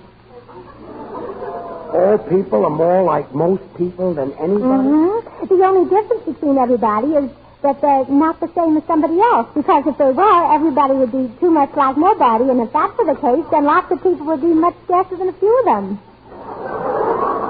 I hope I made myself clear. Oh, you do. I'm glad, because that's a very famous saying. Famous saying? Mm-hmm. Who said it? I did just now. Gracie, when you say something, only an imbecile can understand you. Well, I'm glad I made myself clear. Thank you. Thank you. Thank you. I guess that's because I'm Irish. Oh, yes? And all great things are done by the Irish. Uh-huh. Now, take those famous composers, Gilbert and Sullivan. Gilbert and Sullivan. That great watchmaker, Time O'Day. Time O'Day? I know him very well, yes. And every time anything new is invented, you see that Irishman's name on it. An Irishman's name is on every new invention? Sure, Pat Pending. Yes. Pat Pending. Say, George, here comes that director again. You better hide the microphone. Like to hide the director. Even this thing we talked into is Irish. Mike Aerophone. Mike Aerophone. Oh, yes, a Mike Aerophone, yes. Gracie, you remind me of that book, Going with the Wind. You mean on account of I'm that small type? No, because you're thick, too. Yeah. I don't get it. You don't, No. Oh, there you are, Bert. Yes. By the way, did you see the picture I just finished called Traffic? Did you direct that? Oh, yes. Oh, you ought to be pretty good at directing traffic. You've got something there, Gracie. This ought to make good radio. Say, Tony, you know that love scene you did today with Madeline Carroll? Yes? Well, I've got the script in my pocket. Now, why don't you do it right here with Gracie Allen? Oh, give it to me. The script? No, Tony Martin. Oh, Tony Martin. I'd like to see Gracie in a love scene. You'd like to see me hugging and kissing Tony Martin? Yes. Oh, I don't blame you. So would I. Yes. Give me the script, Mr. Mitchell. Come on, Tony. We can both read from the same one. I don't need one. I know the script. Yes, but you don't know me. Well, we're off. All right, now we'll start. Quiet, everybody. Roll 'em. Camera. Action. Oh, Armand. Oh, that's not good. It's kind of silly. No. I love you, Armand. That's better. That's better. Yeah. I love you. Oh, wait a minute, Tony. I can't call you Armand. Why can't you call me Armand? Oh, well, it sounds like I'm making love to a nut. Making love to another. Yes, it's either that or vice versa. Yeah. It is so long since you have seen your Armand. And now you have insulted me. Oh, I love him. Love him? Yeah. Love what? Insulted almonds. Insulted almonds. That spicy stuff, you know. Gracie, you're trying to square yourself with your lover, so play it a little more dramatic. Yeah. Oh. Armand, I love you more than life itself. I love you more than anything in this world. Oh, I love you almost as much as my dog. That's nice. If you made love to your dog the way you're making love to Armand, the dog would probably bite you in the neck. Oh, sure. He's got more sense than Armand. I guess so. Oh, Armand. I think you're awfully sweet, Toots. I I think you're awfully sweet, Tip. Well, yes, I thought I'd use a little French. A little French? Yeah, Tip sweet. Oh, Tip sweet. Oui, oui. Yeah, we Oui, oui, yeah. I can't stand this much longer, Suzette. Suzette? Oh, that's my favorite song. Suzette, I love you. Suzette knocking at my door. Suzette knocking at my Quiet. I can't stand any more sorrow. My cup is running over. Well, then I'm drink out of the saucer. Cut. Now take him in your arms now, Gracie. Oh, why did you say that? Armand, I can hardly wait for the day when we'll walk down the aisle, Armand and Armand. This is the nut, folks. Oh, Suzette, your caresses bring me pain. You are tearing at my heartstrings. I do what, Armand? You pain me with your caresses. Oh. You are tearing at my heartstrings. Oh, I'm sorry I hurt you. I didn't know they were your heartstrings. I thought they were your trousers.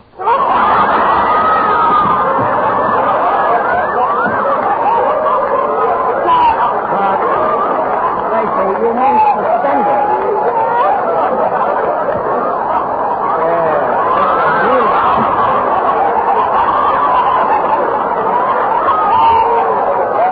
Oh, watch me, Gracie. Suspended, Gracie. Suspended. That's what I said. Cut. Gracie, now please watch me. I'll show you what I mean. Watch me. That's right, Mr. Mitchell. Show her how to do it. All right, Mr. Burns. Now get ready, Tony. Okay. Oh, my darling, ever since the first time I met you, you have been the only one in my life. I, too, love you. You are the only one who has meant anything to me. And I love you with a love that is enduring. I will never look at anybody else as long as there's a breath of life in me. Well, that's that. There you are, Gracie. Did you learn anything from that? Oh, I'll say I did. I've learned that an actor can't even trust his own director. He can't, eh? Take it, Henry.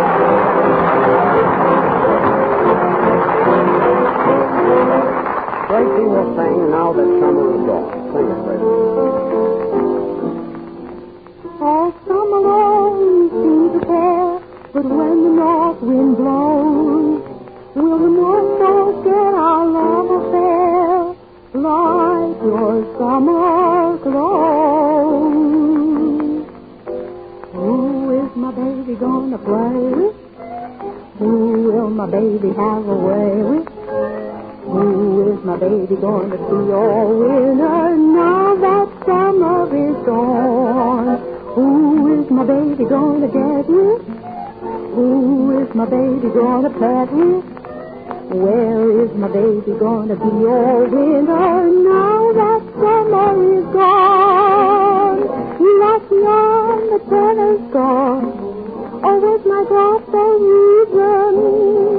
But when it's time for winter sport, will I be out of season? So who is my baby gonna cling to? Who is my baby gonna cling to? Who is my baby gonna love all winter now the summer is gone? Who will snuggle close to you each winter at the Rose Bowl? Who will cheer your hockey team to make its winning field goal? Who is my baby going to love all winter now that summer is gone? Who will nestle in your arms when you are on the dance floor? Who will watch with adoration while you're at the bridge score? Who is my baby going to love all winter now that summer is gone? You like me in our bathing suit, or was the heat the reason? But when it comes to indoor sports, will I be out of season? Who will fix hot toddy for you when you can't stop sneezing? Who will fix your mustard plaster when you can't stop wheezing? Who is my baby going to love all winter? Down that summer is gone.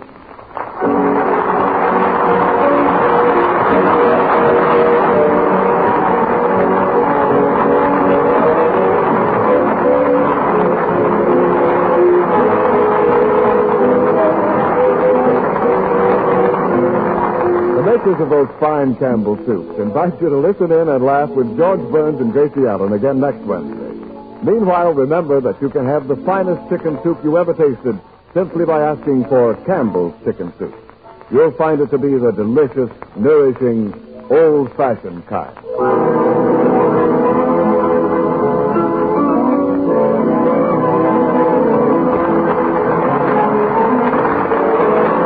This is the Columbia Broadcasting System.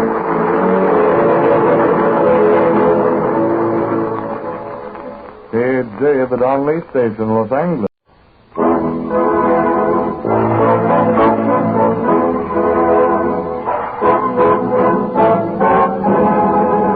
Campbell Soup presents George Burns and Gracie Allen with Tony Martin and Ken Niles and Henry King and his music. Ooh, lovely.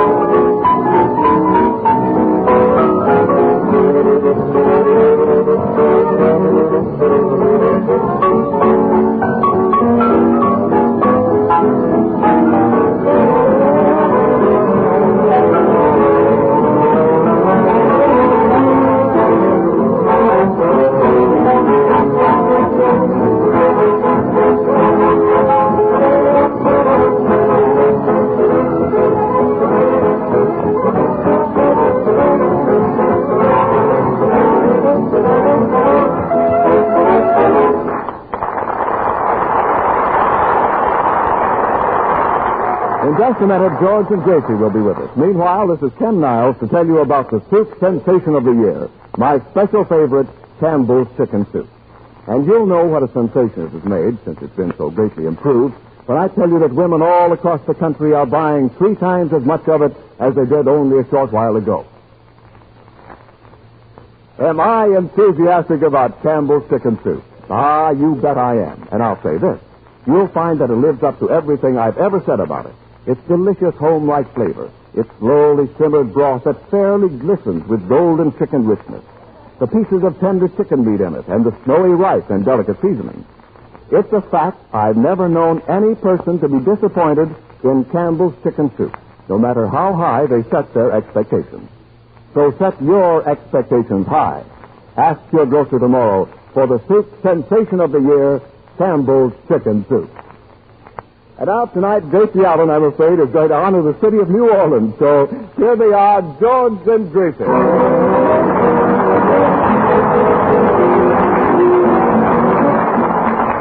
Thank you. Thank you very much. Well, Gracie, say how do. How do, George? Well, now say something to the boys. Oh, what do you want me to say to them? Well, why don't you say something you think the boys would like? Something the boys would like. Yeah. Boys, Gene Harlow. Oh, thanks, Gracie. Thank you. Now, I think you want to say hello to New Orleans. Why? Why?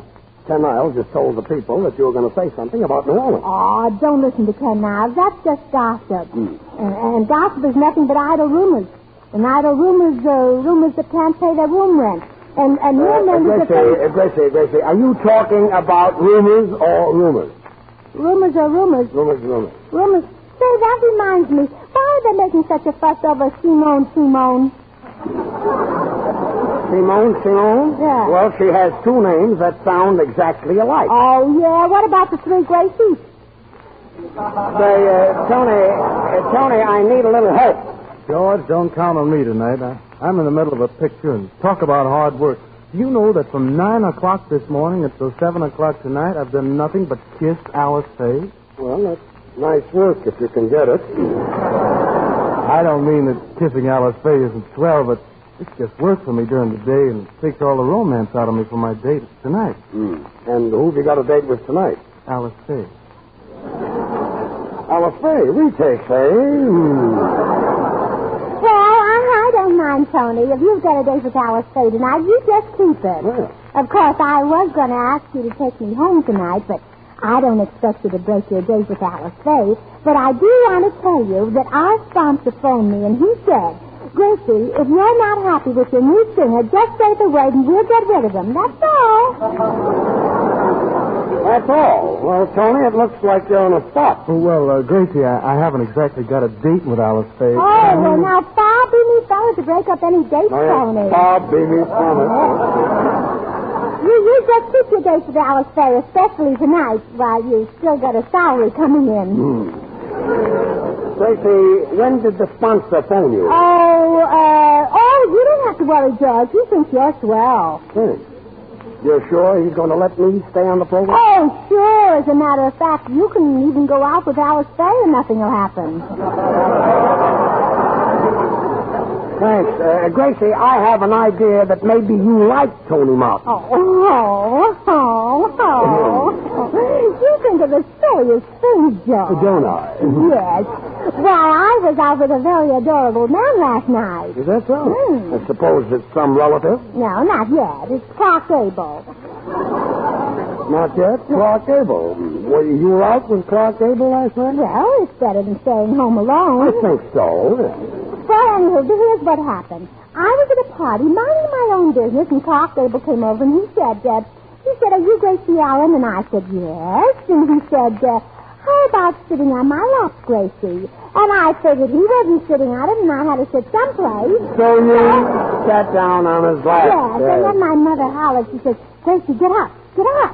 Did you get up? Oh, yeah, I jumped up, and I had breakfast, and I said to my mother, why did you wake me up, Mama?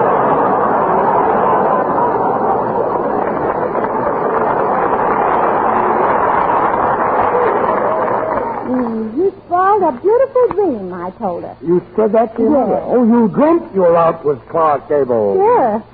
Did you ever dream you went out with me? No, I never have nightmares. Well, that's a pretty thought. Gracie, as long as you're dreaming, how about dreaming I'm taking you to the Brown Derby restaurant tonight? Oh, thanks, Tony, but that place is too crowded. You can't dream you're going to the Brown Derby restaurant because it's too crowded? Oh, yeah, I had to stand up in bed 2 hours the other night waiting to get a table. Well, you ought to make your reservations before you go to bed. Either that or go to bed earlier so that you could get there sooner. Well, that's a good idea. You know, once I dreamt I was invited to the White House to visit President Roosevelt, but I didn't go. Why? Well, I wasn't dressed properly for it. I see. Well, you ought to go to some exclusive foyer in your dreams and get yourself a fur coat. Oh, I saw a beautiful mink coat last night that I liked. Was it a dream? Oh, I'll say it was a dream, and only $2,500, too. Well, when you go to sleep tonight, just dream that I bought it for you. Oh, thanks. Yeah. You know, Daddy Dempsey got a pearl necklace for me the other night. Is that so? Yes, and then the dream cops came and arrested him. I see. Took him away in a little dream wagon. Yes. Oh, and that was about 6 months ago, and Daddy is still dreaming. In bed, huh? No, in jail. In jail, that's your daddy. That's Gracie, don't you ever dream about me? Oh, sure, Henry. I dreamt about you last night. You did? Mm-hmm. I dreamt I was out dancing with you, but when I woke up, I discovered it was my little nephew pounding my feet with a hammer. Sing, Tony. Come on, Jester.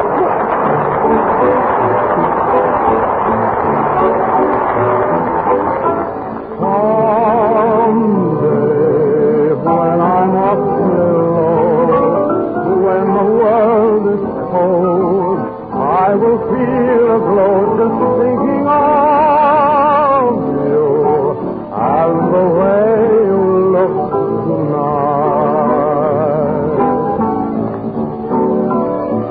Oh, but you're lovely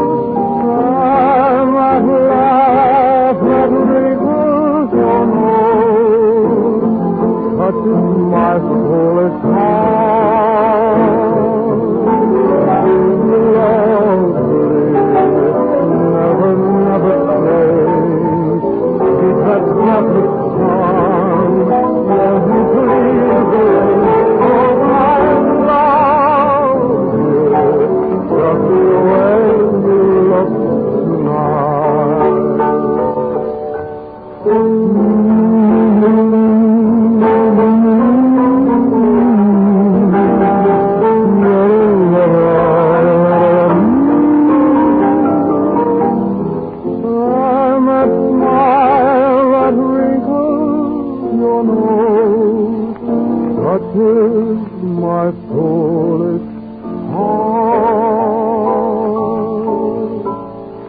lovely, never change. Keep that reckless charm.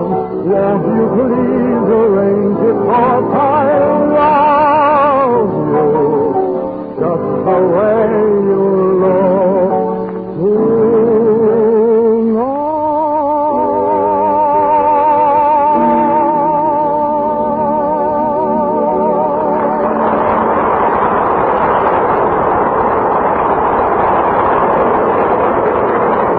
That was Tony Martin of 20th Century Fox singing The Way You Look Tonight. Well, that was swell, Tony. Well, I'm glad you liked it, George. Say, Gracie, we're honoring New Orleans tonight, remember. So far, you haven't said anything about it. Well, Ken, if you think I haven't said anything about New Orleans so far, just wait till you hear this. Ready, boys? Yeah. Oh, good. Now, honors. A toast to that great, gigantic, colossal, tremendous, lovely, quaint little New Orleans. A salute to New Orleans. It's 3,000 miles from Seattle. It's 2,000 miles from Los Angeles. It's 15 hours from Dallas. It's 16 days from Christmas. And when you hear the time, it will be 16 minutes to 9 o'clock. Wait a minute. So that's for New Orleans? Yes, it's 2 seconds. Quiet. Gracie, did you know that New Orleans is one of the healthiest cities in the world? Oh, not anymore, Tony. I understand people are dying there this year that never died before. Yes, and people are dying in Boston and Seattle, too. Yeah, and they aren't anywhere near New Orleans either. You know, I know one thing. Yeah, that's very funny, Judge. Well, I haven't seen it. Oh, yes, you have. Oh, Gracie, here's a telegram that just came for you. Hey, well, just listen to this. Gracie Allen, pardon my southern accent, but you're nuts. Signed, the Mayor of New Orleans. Oh, isn't that cute, Judge? He hardly knows me either. That's what you think. Ken, before the people in New Orleans smash their radios, will you say something sensible about the city? Oh, I'm glad to. New Orleans, which is sometimes called the Crescent City, is the largest seaport in the Gulf of Mexico. I can see it now, surrounded by its fields of cotton. Oh, Ken, you don't get cotton out of a field. No? You get it out of a little blue box with a red cross on it. Yeah, but where does the cotton come from? From the drugstore. You have to raise cotton first. Our drugstore raises cotton. Your drugstore raises cotton? Yes, just raise those little 10-cent packages to 20 cents. Go ahead, Ken. New Orleans has... Wait a minute. Oh, quiet, everybody. Tony is going to talk. Oh, what is it, Tony? Well, my great-grandfather owned the first cotton gin in Louisiana. But Gracie doesn't know what cotton gin is. Well, my daddy probably does. He drinks anything. I say he drinks cotton gin, huh? Well, sure. When you drink cotton gin, you get a white nose instead of a red nose. Please, Ken. New Orleans has 3 fine universities, Loyola, New Orleans, and Tulane. Tulane? Well, that's my very favorite saying. It's one of the oldest Tulane sayings. is your favorite saying? Yes, you know that old saying, it's never too late, Tulane. It's never too late, Tulane? Mm-hmm. Gracie, another telegram. Well, you got it, please.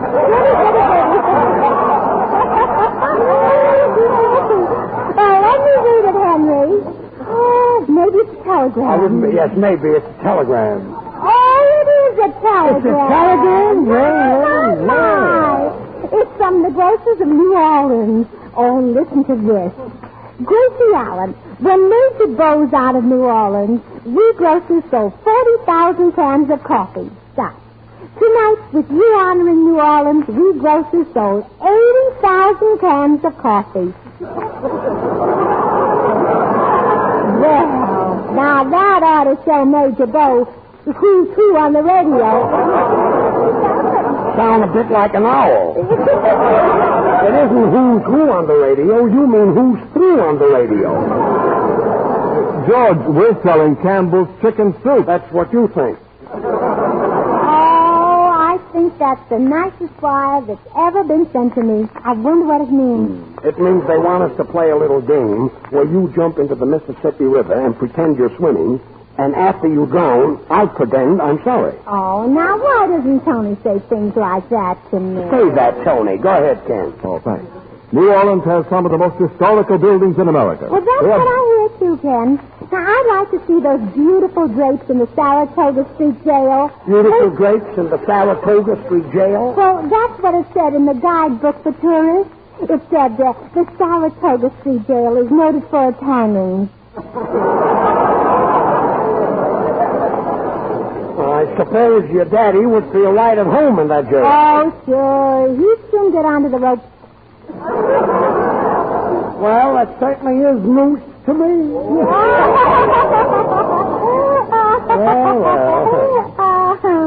I don't get it. Ladies and gentlemen, Henry King and his orchestra will play Sweetheart, Let's Grow Old Together. Come on, Gracie. Oh, now wait, Henry. George, I forgot the biggest moment in New Orleans history. I was born in New Orleans not so long ago. I get it, yes. And how many times have I got to remind you that you were born in San Francisco? Oh, please, George. For tonight's program, I'm getting $100 to say I was born in New Orleans. Who's paying you the $100? San Francisco. Play, Henry.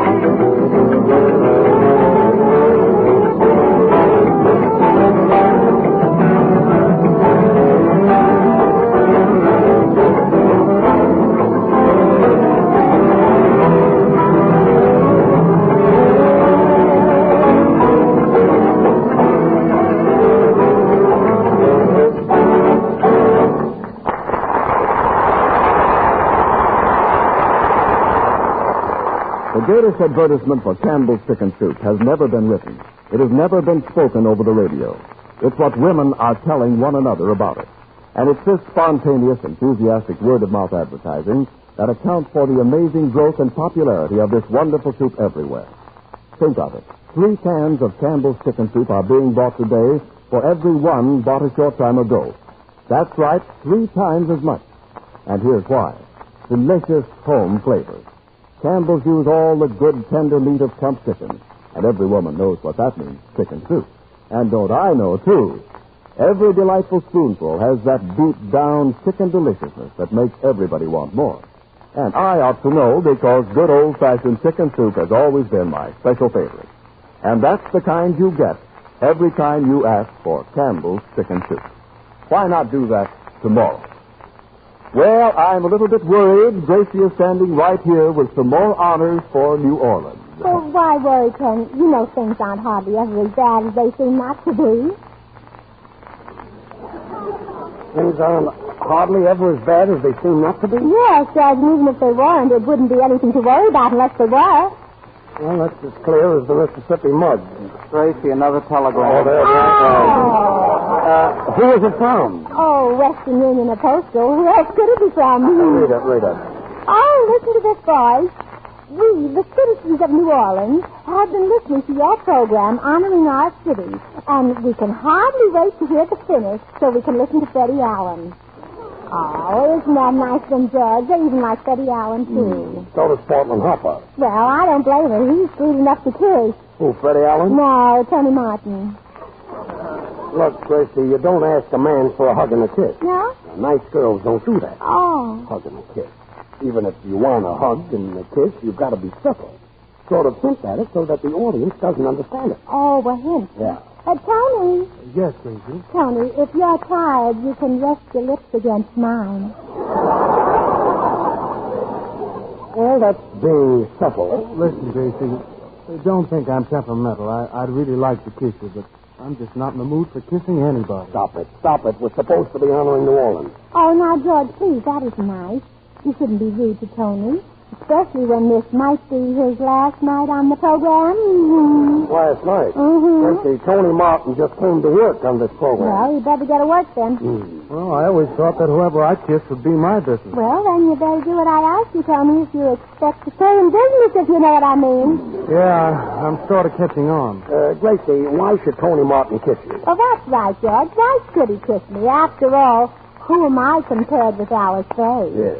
I don't amount to anything. I'm only an insignificant little girl who hires and fires the singers. That's all. Oh, that's all, Tony. That's all.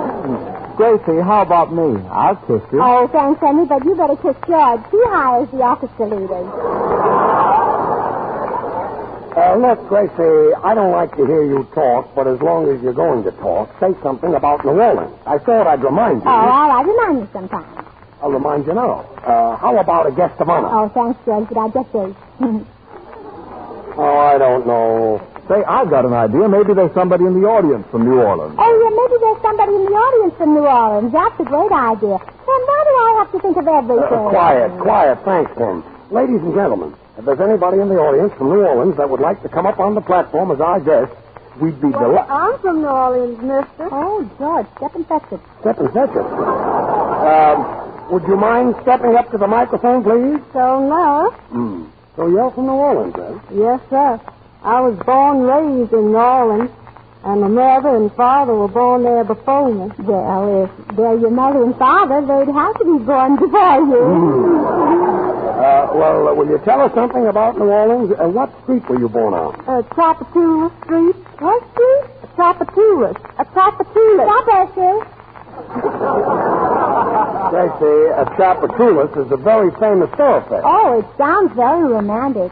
If I ever go to New Orleans, I'd like to rent a little rose-covered cottage on how do you say that? Tropatulus. T-C-H-O-U-P-O-T. T-C-H-O-U-P. Oh, no. H-O-P-A-C-C. No. A-S-H-O-P. No, wait a minute. T-A-H-O-U-P-O-T. Why don't you move over on Canal Street? I think so, too. I don't know your name, miss, but I'm glad you stepped up here this evening. You know, I've always wanted to meet a real Southern belle. Oh, yes. Tony, why don't you give the bell a ring sometime? Never mind. Miss, what is the population of New Orleans? Well, I don't know exactly.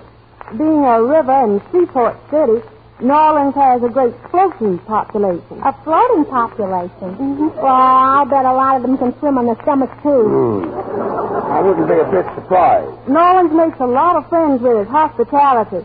It has some very fine restaurants, and, I know you'd love our Mardi Gras. Well, I never tasted any, but I just bet it's delicious. Yes. Shut my zipper.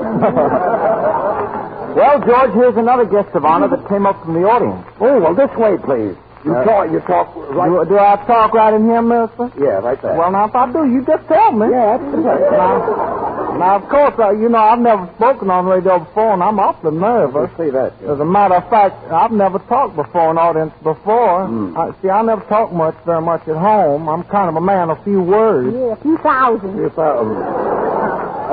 Now, mister... Yes, sir, I was just coming to that, Mr. Burns. Yes.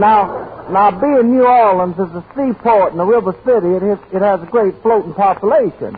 And it makes a lot of friends with its hospitality and has many fine restaurants. And you'll just love our Mardi Gras. Wait a minute. The little lady here just told us all of that. Yes, sir. That's where I learned it.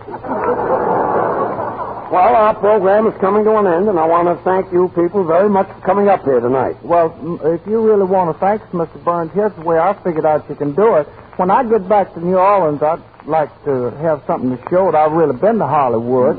And I thought maybe you and Miss Allen, could give me something that I could take back home as a souvenir. Well, mister, how would you like a nice live movie star? A real live movie star? Mm-hmm. Well, if y'all ain't kidding me, the show would be make me very happy. Well, it sure would make me very happy, too. Gracie, what live movie star are you going to give this man that'll make you both so happy? Alice Faye. Oh, Alice Faye, Henry, the movie.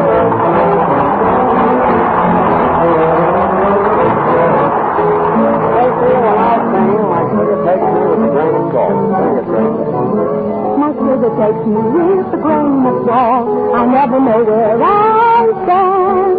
You never take me seriously or even hold my hand. My sugar takes me with a grain of salt. You won't believe what I say.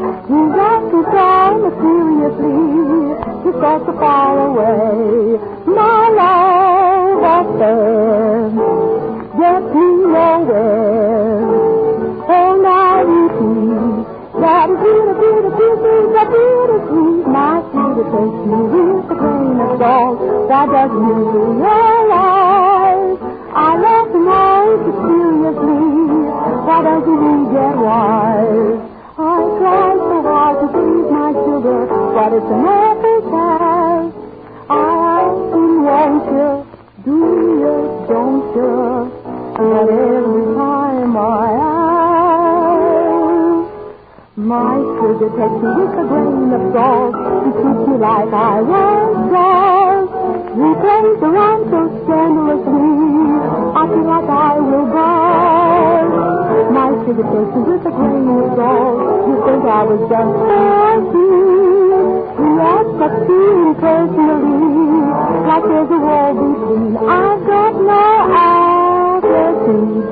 no solitude, just solitude. I wish you had a bit of moral certitude. My sugar takes me with a grain of salt. Why doesn't he realize I love you so magnanimously? Why doesn't he surprise?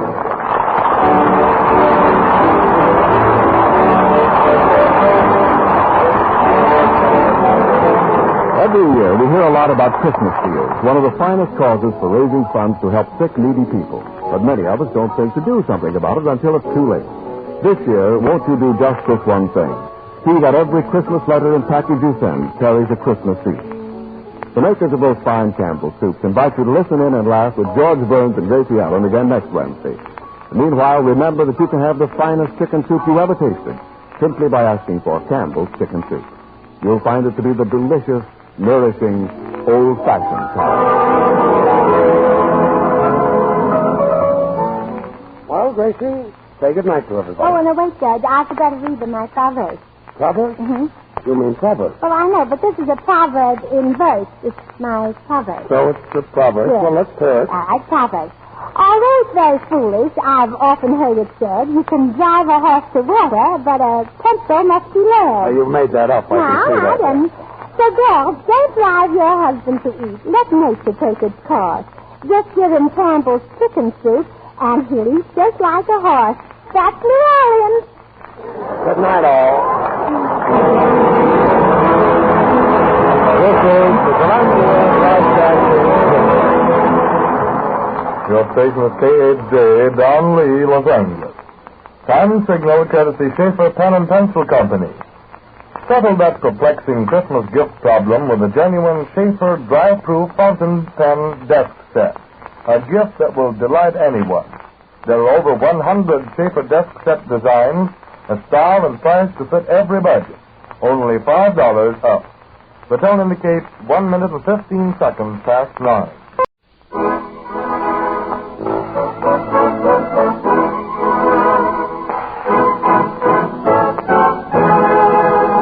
Campbell's Soup presents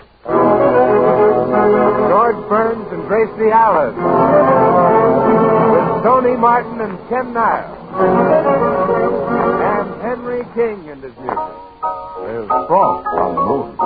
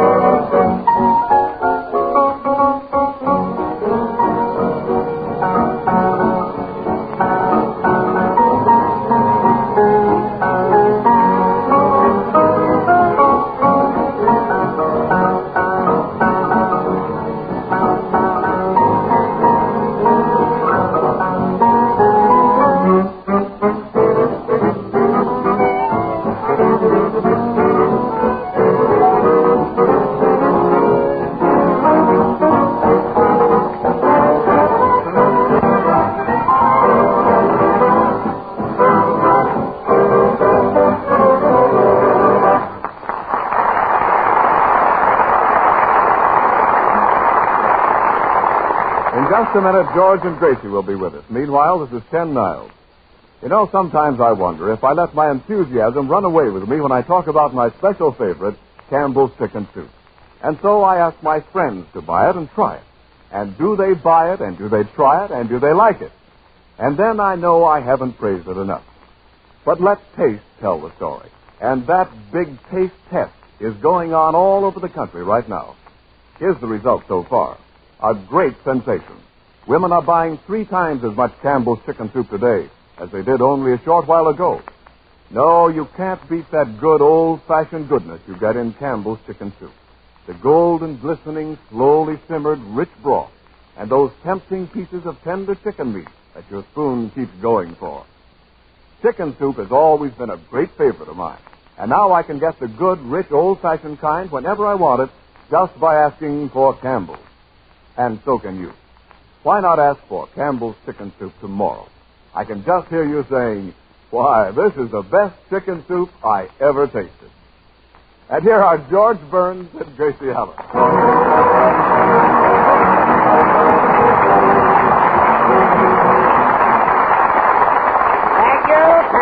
Thank you very much. Hello, boys. Hello. Oh, George, come here. Kiss me. Kiss you? Yeah. Wait a minute. George, kiss me. Oh, all right. Again. Again? You're wonderful. You're adorable. Kiss me again. Say, I must be pretty good.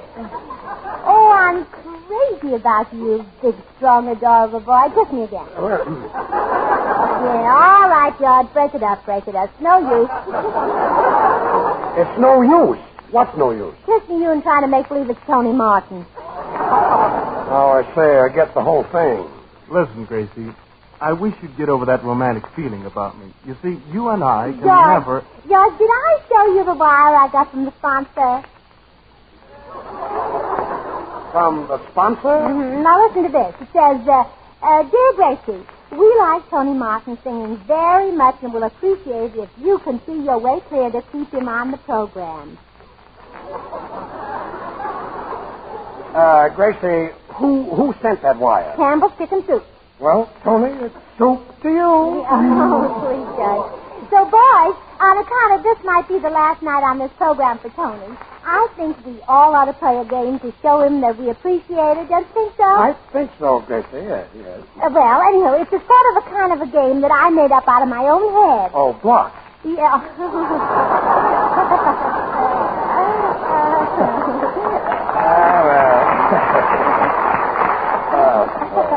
I don't get it.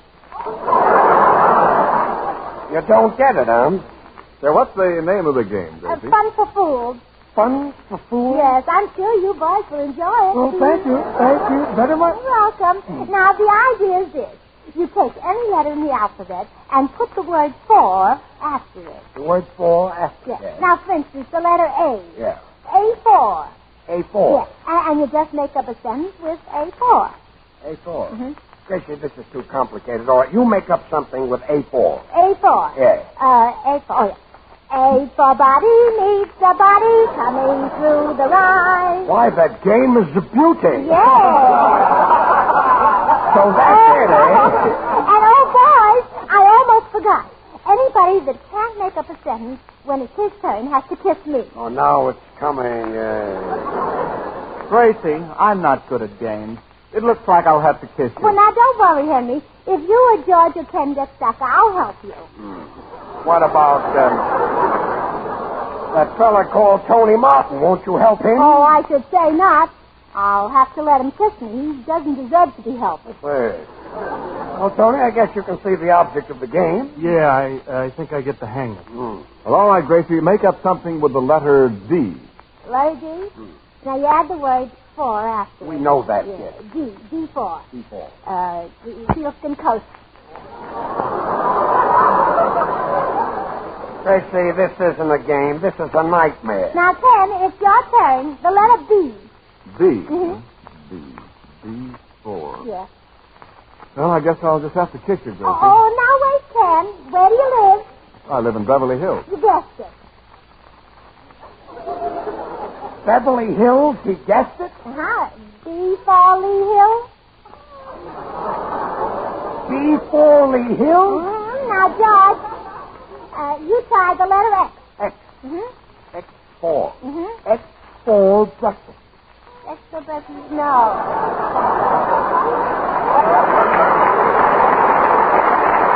That was pretty good. No, that's wrong. Wrong? What would you do with an X? Chop wood. Chop wood with an X. Now, Henry. Yep. The letter C. Oh, I'm not good at games, Gracie. I'll just have to give you a kiss. Oh, now wait, Henry. I didn't lose. Of course you didn't, Gracie. Henry, the letter C. Now think. What's the name of the car you drive? Lincoln. You guessed it? Wait a minute. You gave him the letter C. Yes. He says Lincoln, and he guessed it? Yes, C4. A Lincoln C4? A Lincoln C4? Yeah. Good? Yeah, that's good, yeah. And now, Tony. I'm ready, Gracie. The letter K. Do you... K? Yeah, this one is on you, Gracie. K4. Yeah. Oh, K for Rancis. Oh, K for Rancis, the moving picture star. Yeah. Now, Tony. Gracie, if you had a brain... F. The letter F. F. F for Vesson? F for Besson? Yeah. F for Besson for you, we wouldn't be playing this silly game.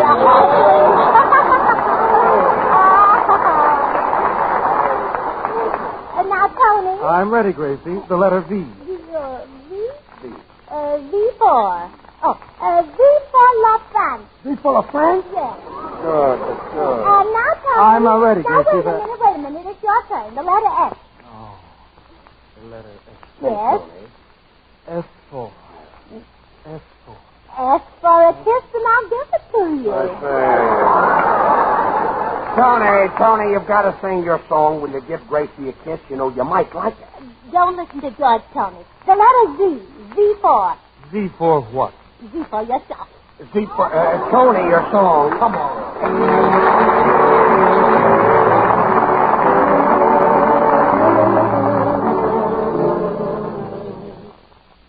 I've got you under my skin.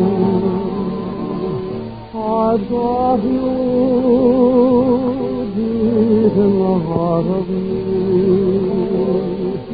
So deep in my heart, you're really a part of me. I've got you under my skin.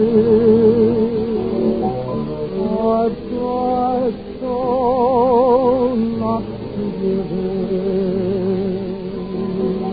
I said to myself that the affair never will go so well. But why should I try to resist when, darling, I know so well I've got you under my skin? I'd sacrifice anything, come what might, for the sake of having you near, in spite of a warning voice that comes in the night and repeats in my ear. Don't you know, little fool, you never can win. Use your mentality. Wake up to reality. But each time I do, just the thought of you makes me stop before I begin. 'Cause I've got you under my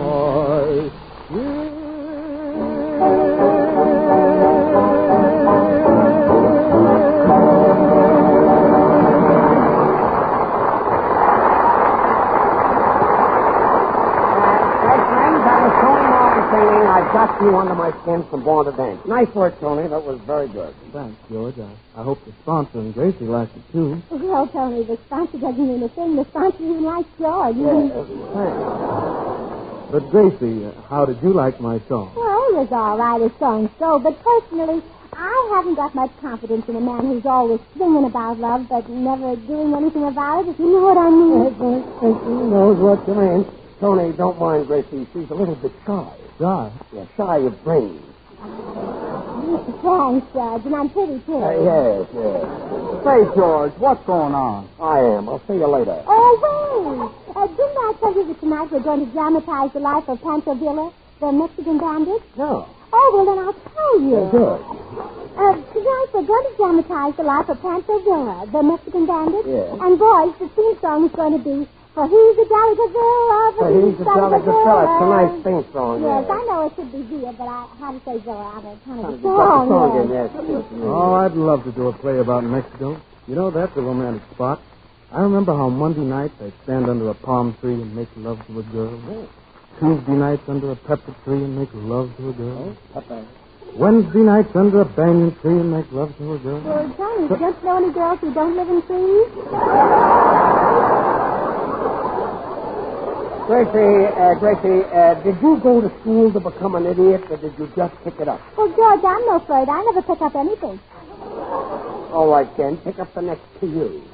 I love Mexico. Its tropical climate, its tropical fruit, mangoes, nuts. Listen, Ken, if a mango's nuts, it'll be George Burns. Oh, please, Judge. Hold it, boys. I've got it. Henry, you've got what? That game of Gracie. Fun for fools. Letter R. R for... Give up? Yeah. R for beat Yale.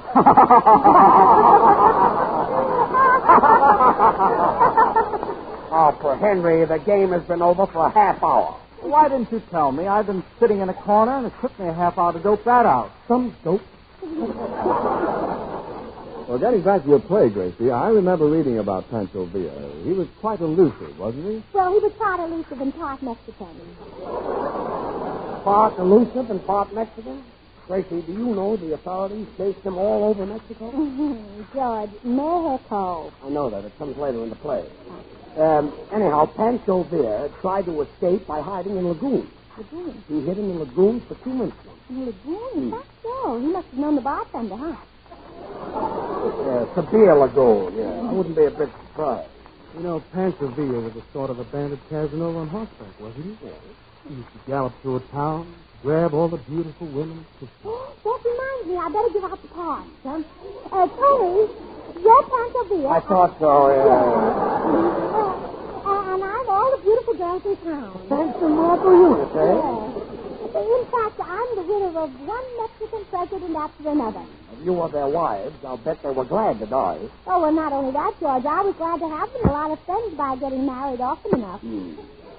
A widow of several Mexican presidents. Carmelita de la Gracie Allen de la Hot Tamale de la Figueroa and Pico. Well, that's a darn pretty name. But, Tony, you just call me Carmelita Costa. Carmelita? Hey!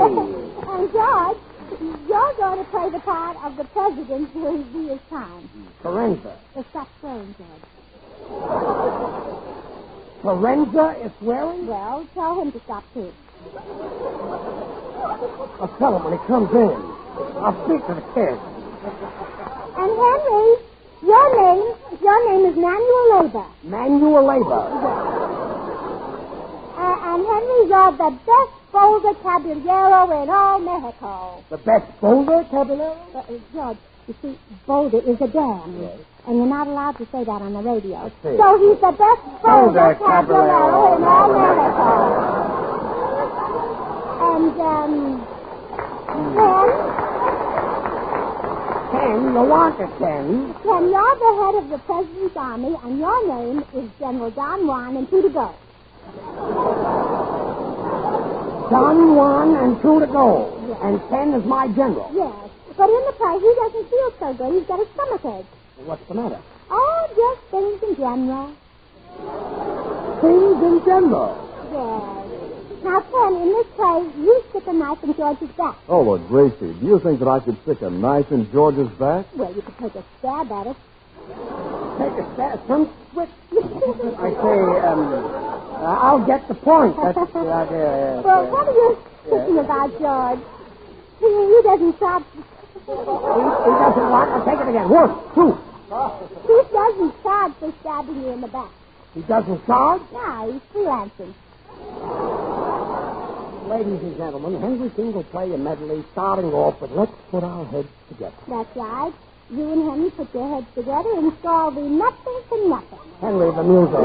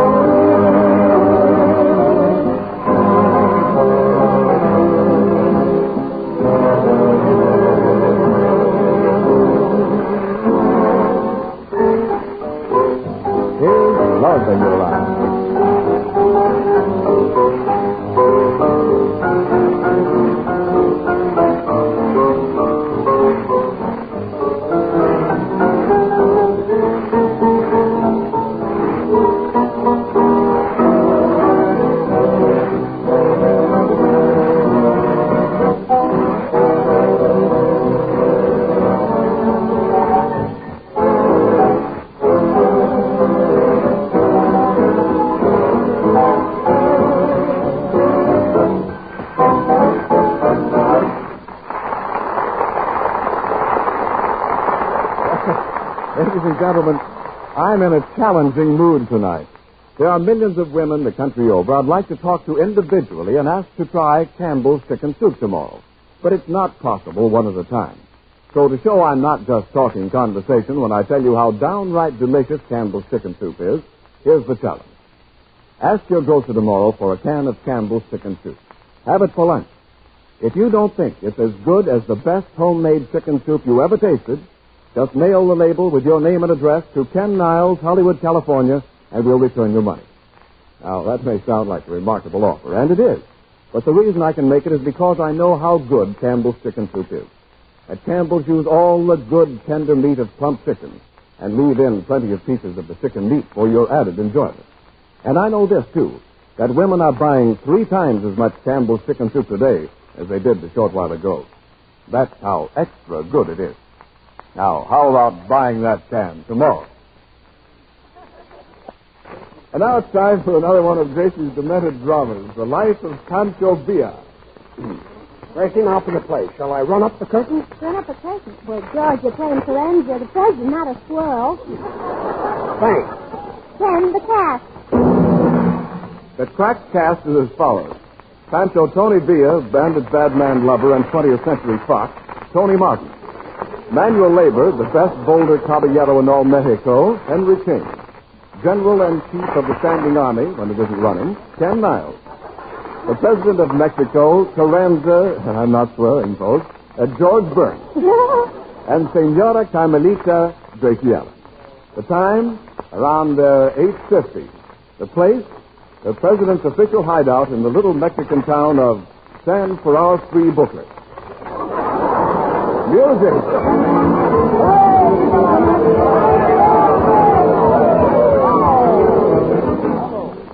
Oh, my good friend, you have made me president. Quiet. I am very happy to be your president. So now, I accept you. Ladies and gentlemen, you have just heard the late President of Mexico making his acceptance speech. Gracie, I thought I was supposed to be the president. Well, you are, George. You follow the president's acceptance shop, I hope. Now, you read your lines, Firenze. Oh, well, hold on to your feet, folks. Oh, my lovely little Senora Carmelita de la Gracie Allen, de la Hot Tamale, de la Figueroa and Chico, I love you. I love you. Oh, Senora Presidente, you are cute here. Oh, I bet you tell that to all the girls. Yes, no? Yes, no. Ah, my chiquita, my bonita muchachita, I am not teasing. I have made you my wife. I love you so much you could even have my life. Oh, gracias, Presidente. But I like something that will at least last over Sunday. Yes, no? Yes, no. Ah, you are making jokes with me. Then he rides again. Quiet. Here comes the horse. Maybe it is my good friend, the general. Ah, then invite him in. Any horse of yours is a friend of mine. Quiet. Gracie, let's stop this. I can't do the silence. I know. Yes. Now, go ahead, ask. All right. Come in. Ah, Senor Presidente, it is I, General Don Juan and Tutugo. Oh, my best friend. Well, if he's your best friend, why don't you lend him a clean shirt? A clean shirt? See. Ah, but he is not my bosom friend.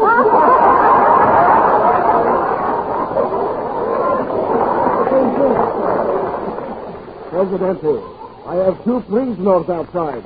I captured them both with one hand. Oh, well, if they both have one hand, they won. You captured them. Bravo. That is a good bit.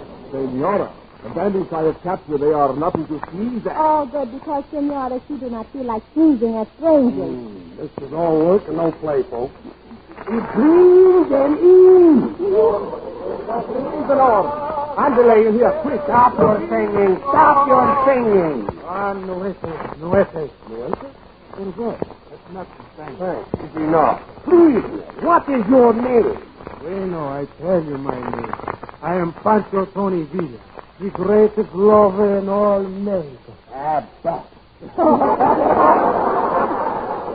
The greatest lover? Si, senorita. You must have me love you sometime. Oh, have you loved me? Well, I guess a half a love is better than none, yes, no? Yes, no. And the other, please. What is your name, Sourpuss? Who are I? Yes. My face, you do not know who she is? No. No? No. Then I give you one more guess. My face, you do not know who she is. Cayete. What is that? Presidente, those shooting was for the ex-governor. His term has just expired. Oh, yeah, and the governor just expired. If they're shooting governors, they're just practicing. Baba.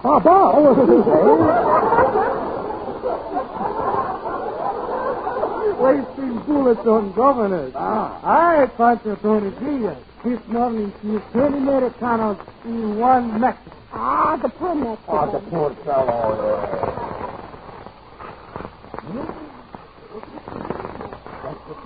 Room must be blown. No, that is my cook shooting that hot tamales. Hot tamale? Well, tell her not to do it. Not know who she is or go away. Poncho Tonigilla. Yes. If you had the blood lover, why don't you shoot me? You blood out like that? It's my husband like that. Poncho Tonigilla. You're a fine ass fellow. I am one man who is fooling you, kid. No, Poncho. My husband is Tiara, one-man dog. You call Tony Peter a dog? Well, you must be dogs. That's what you say in the newspaper. You say, Poncho Tony Villa steals money and flees.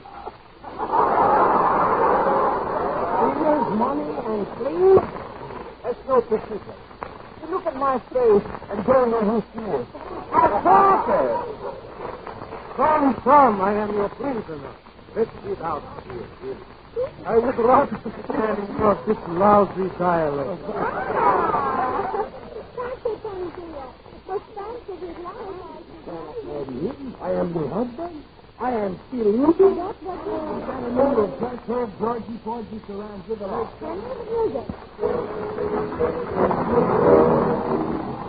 Now, Gracie will sing when Wilton swings the music. Sing it, Gracie. Down to Havana, making the sea burn down. We took the breathing down, gave you the new romance, and all the farmers gave you planners now. Sweet senoritas, lovely papitas, gather the miles around. When you see the people in Havana town, everybody stops to playing up and down. Each supernova says to a fellow, you ought to learn that too. When you see the people with the ladies sing, you'll hear the laughing sing. Come, like a leader, come and start to cruise your party for that new session. Everybody swing and sway and rock it to vanish, just like the Spanish. You never wear a crown. When you see the people in Havana town, you ought to be all round. Ay. I'm plenty Spanish. I am a gentle with Spanish, especially Spanish. Ay. I'm plenty Spanish. The gals think I'm silly, but they're full of silly. Spanish are certainly Spanish. And ay. I'm plenty Spanish. You'll be knocked for a loophole by candlestick and soup with Spanish. I'm certainly Spanish, folks. There was the gay serenader who played a wicked guitar. And every night when the moonshine was bright, he would strum her a sweet little dee-dum-dum, bum-bum-bum. Now that we're through with our Spanish, I guess the Spanish are through with us too. So boys now diminish, 'cause here comes the finish, and just to keep on playing. Adios. Arrivederci. Au revoir. Auf Wiedersehen. Goodbye. Hello. Woo-woo. Woo-woo. I love you, Jester. Come on. I love you. I invite you to listen in and laugh with George. Meanwhile, remember that you can have the finest chicken soup you ever tasted simply by asking for Campbell's Chicken Soup. You'll find it to be the delicious, nourishing, old-fashioned kind. This is the Columbia Broadcasting System.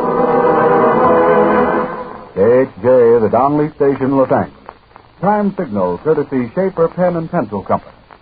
A genuine Schaefer dry-proof fountain pen desk set will make anyone's eyes sparkle with delight Christmas morning. It's a gift that will be used daily and cherished for a lifetime. Over 100 styles to suit every taste and purse. $5 up. The tone indicates 15 seconds past 9 o'clock.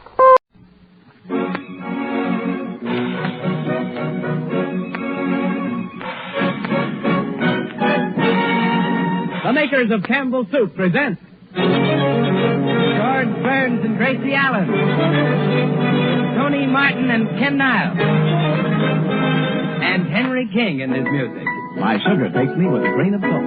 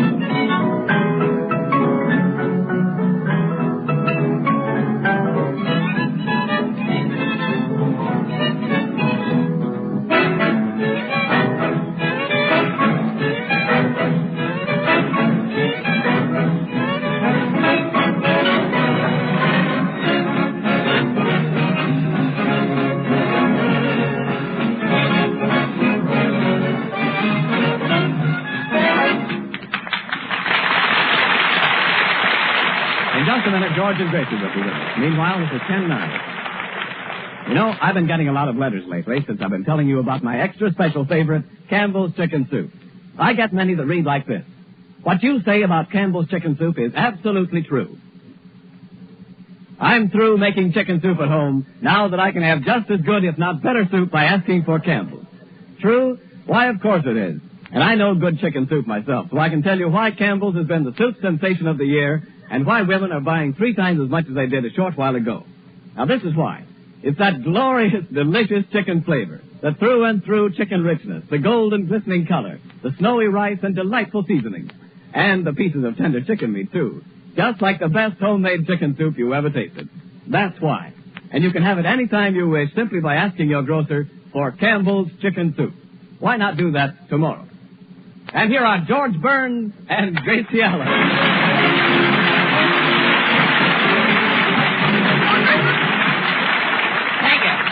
Thank you very much. Well, Gracie, say hello to everybody. Yeah, hello, Tony.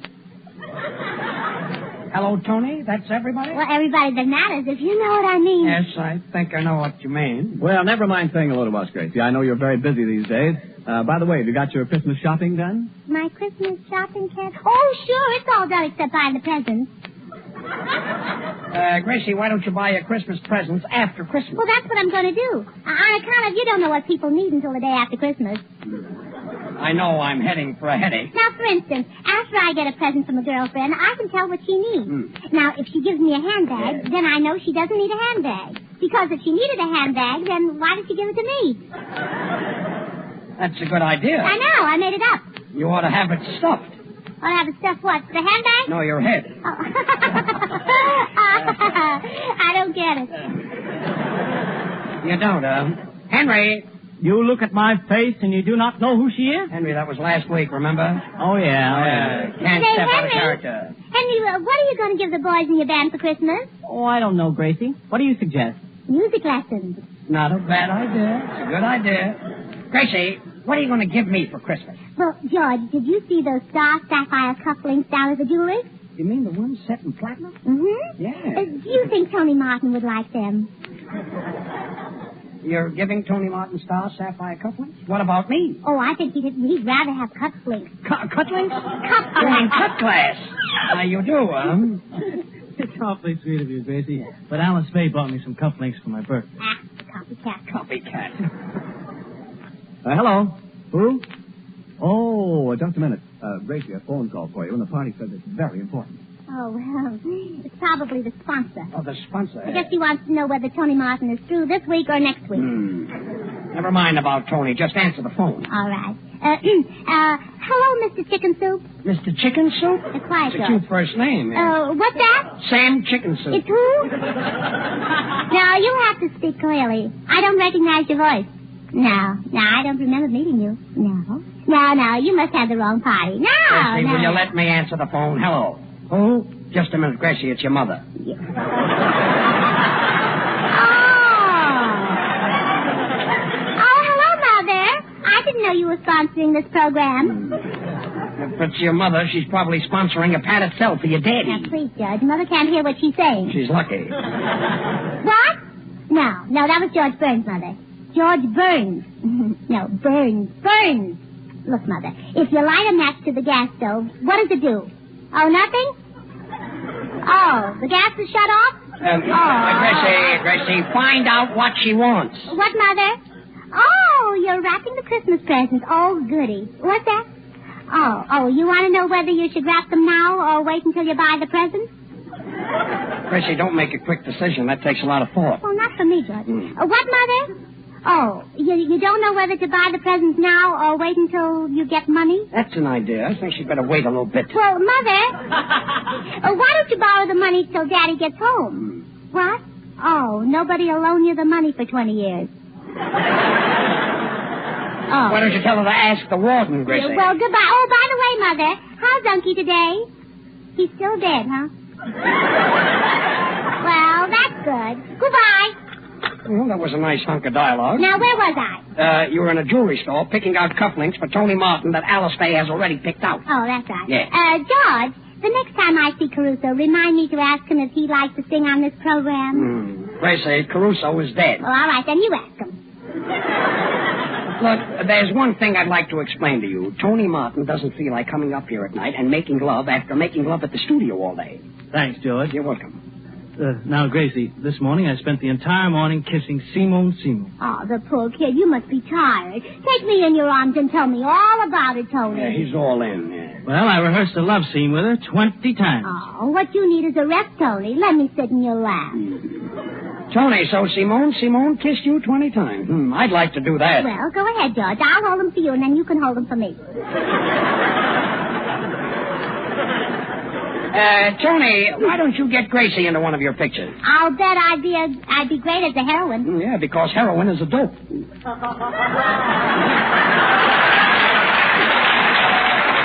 Oh, please, George. And after kissing Simone all afternoon, I did nothing but hug and kiss Janet Gaynor. You spent all morning making love to Simone, and all afternoon hugging and kissing Janet Gaynor? Yeah. Oh, just my luck to be on the night shift. Sing for me.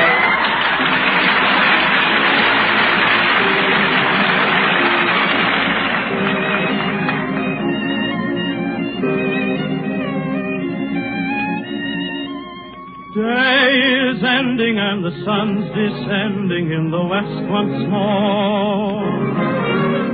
Night is falling, I can hear love calling on the dear old Mississippi shore. Everybody knows that it's just a muddy river, but it seems like heaven on high. When the moon is shining bright, let me dream away the night where the lazy river goes by. Go away, us be. Just the river, you and me. Everything is still all along the Mississippi. Ain't no one as happy as I. Oh, I never want to roam. Let me live and make my home where the lazy river goes by. Swing on out, Henry. Come on, get on those blacks and whites. Trust me on down. Yes, yes.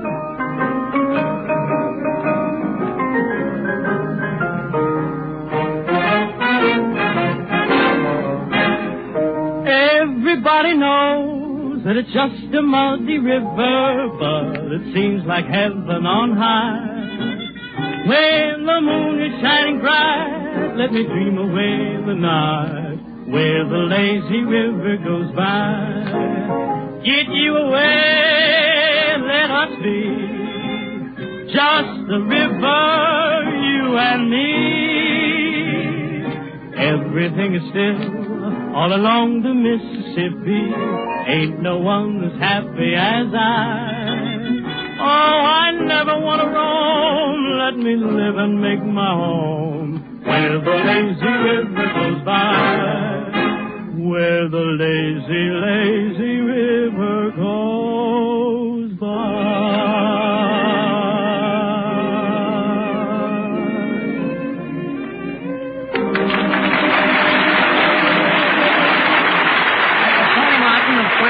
Fox singing Where the Lazy River Goes By from the picture with a banjo on my knee. Tony, you were swell. Thanks, George. Well, Gracie, how did you like Tony Martin? Oh, I think he's beautiful. Yeah, he's pretty. You know, Gracie, what do you want Santa Claus to give you for Christmas? Would a stocking hold all you want? Well, no, but a pair of Tony Martin socks would. I say. Well, that's if he's got a pair of socks. Yeah. Well, now just think. 2 more days and it'll be December 25th. Yeah. And a week later, New Year's Eve. Yeah. 7 weeks from then, Washington's birthday. 5 months after that, 4th of July. Well. Half of next year gone already, and it isn't even Christmas yet. Time certainly flies, don't you think so? Yes, I think so. Gracie, you forgot April Fool. I'm coming to you, George. Thank you. Thank you. Some people like Christmas, but personally, I like Labor Day much better than Easter on account of the Christmas trees. You have Christmas trees on Labor Day? Mm-hmm. Then what will you have on Christmas? Well, I'll take the same as you do, George, only more ginger ale in mine. I don't know what you're doing for Christmas, but I'm having a poor family for dinner. Well, that's nice. We're having turkey. Well, it's kind of different. With stuffing, yes. Yeah. Love that turkey stuff. You know, take it easy. Just give it Just speak right up. And a go, Gracie. Oh, George, let me talk. Right. If it weren't for one thing, I could sit under the mistletoe and kiss Tony Martin to my heart's content. And what's the one thing? Well, who wants to spend a dime for mistletoe? Well, Tony, Gracie's got a mat on. Gracie, let's cut that out. I don't want to start talking about kissing the minute I get down to work. Well, that's what I say. Let's cut out the talking and get down to work. In the first place, kissing is unhealthy. Isn't that right, Henry? I don't know. You don't know? You've never been kissed? I've never been sick. Is that so? Well, you certainly fooled me because you look bad. Tony Martin, I'm going to teach you a lesson. You mean you're going to fire me off this program? Oh, worse than that, I'm going to make you act in my Christmas play. And I'm going to do it sometime pretty soon right now. You're going to do a Christmas play sometime pretty soon right now? Yeah, almost quicker than immediately. Well, let's not act hastily. Oh. Well, I think that's going to be swell, Gracie. Is it another historical play? No, Ken, it's a sort of a kind of a special Christmas play I wrote called Dickens' Christmas Carol. I must be wrong. I thought Dickens' Christmas Carol was written by Dickens. That's what he thought, too. That's what who thought, Dickens? No, Carol, Christmas Carol. Oh, yeah, I know him very well. A tall fellow with a face. He's a... Oh, don't be silly, George. Christmas Carol isn't a him, it's a her. A her? Belle Carol's sister. Oh, Carol's sister, yes. Very cute, too. Gracie, who's who in the screwy play of yours? You, George. You're playing the part of Scrooge, the stingy old miser. Well, I don't think I'll be able to read the script because miser's sore. Please, I knew it was bad. I didn't like it myself. Oh, that's bad. Thank you. All right, so I'm Scrooge. Yeah, but we'll call you Scroogey Poogie. Scroogey Poogie. And boys. Yeah. Yes. Boys, you play the three ghosts. The three ghosts, huh? Mm-hmm. Oh, I know. Because this is a ghost-to-ghost program, huh? That's right, Ken. The Pacific Ghost, the Atlantic Ghost, and it just goes to show you. And we all act in this play, huh? Mm-hmm. Oh, I know the play, Gracie. We're the three ghosts that come to haunt Scrooge. Right, Tony. Ken? Yep. You're the ghost of the past. Henry? Yep. You're the ghost of the present. And Tony? Yes? Yeah, oh, no, wait a minute. Oh, Tony, you can't be the ghost of the future. Why not? Well, because the way you've been behaving, I'm afraid you haven't got a future on this program. Oh, I see. Do you follow me, Tony? Yes, I follow you, Gracie. Well, you better stop following me, Alice. They'll get awfully angry. All right, Gracie, and what part do you play? I'm Mrs. Fezziwig. Mrs. Fezziwig? Yes. Who is Mrs. Fezziwig? Well, she's the wife of Mr. Fezziwig and the mother of all their fuzzy little toupees. Fuzzy little toupees. Hair. And what do you do in this play? Well, as long as the boys are ghosts, I have to be the ghostess. Ghostess? You mean you're a lady ghost? No, a dance hall ghostess. Henry, the music. Henry King at the Steinways. Mr. Steinway's younger son.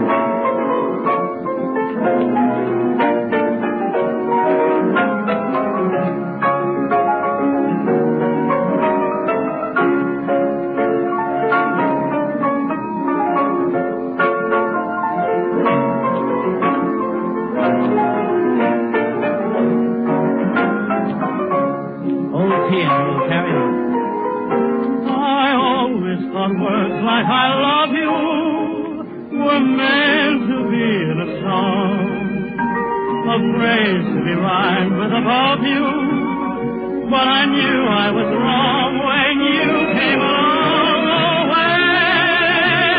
Oh, where have you been all my life? Now that I find you, my life will be so divine. Now that you are mine.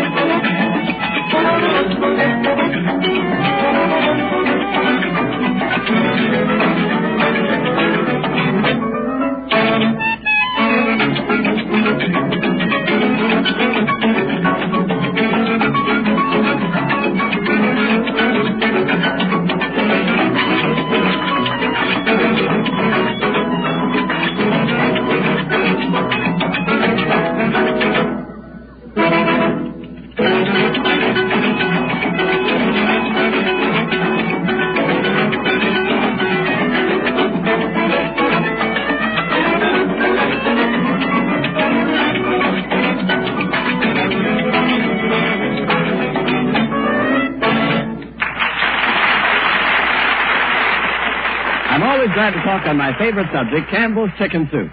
And if you could see the way Campbell's make it, you'd know why it's so extra delicious, just like the finest homemade chicken soup you ever tasted. Now, Campbell's use all the good, tender meat of plump chickens, the kind of chickens you'd select for your own table. And they simmer the broth slowly until it's outstandingly delicious with chicken goodness. Outstandingly delicious flavor. That's what has made Campbell's chicken soup such a great favorite in so short a time. So much so that women everywhere are buying 3 times more than they did a short while ago. And the minute you taste it, I know you're going to be captivated, too. If you want to make an extra special hit for the family, just place before them Campbell's chicken soup. Don't put it off. Why not ask your grocer for it tomorrow? And now for Gracie Allen's masterpiece, Dickens' Christmas Carol. Conceived, written, directed, produced, released, presented, and sponsored by Gracie Allen. Yeah, and I'm pretty, too. Quiet. Now, remember, George, you're Scrooge the miser. Yes. All your life, you've hoarded jokes. And on Christmas Eve, the ghosts of the past, present, and future of radio come back to haunt you. I see. They're still haunting for their jokes. Yeah. I'm sorry. And I'm Mrs. Fezziwig, the widow lady. And when the scene opens, you're at home in the attic, and I'm trying to get you to donate some jokes to the starving masters of ceremony. Well, this is going to be a nice play. Yes. Ken the cat. All right. Ebenezer Scrooge, the mean old miser of the airways, George Burns. Mrs. Loudspeaker Fezziwig, the nitwit of the network, Gracie Allen. The ghost of the past. Something he ate, I guess. Ken Niles. The ghost of the present, Tony Martin. The ghost of the future, Henry King. Time, midnight, Christmas Eve. Curtain. Are you ready, Ghost? Yes. Music. A haunting we will go. A haunting we will go. A haunting we will go. Oh, go ahead, George. So this is Christmas Eve. Bah. And everybody is happy. Bah. I am not happy. They call me Ebenezer Scrooge, the joke miser. What fools people are to be happy on Christmas Eve. I sure feel sorry for all the poor masters of ceremonies on a cold night like this without a joke on their backs. Rose, let me in. Let me in. This is Mrs. Fezziwig. Come in and close the door. Close the door. It's chilly outside. Well, Scroogey Poogie, if I close the door, will it make it warmer outside? It's a nasty snowstorm outside. I'm chilled to the bone. Well, it serves you right for going without a hat. That's very funny, Mrs. Fezziwig. I'll put that away with the rest of my jokes. Jokes.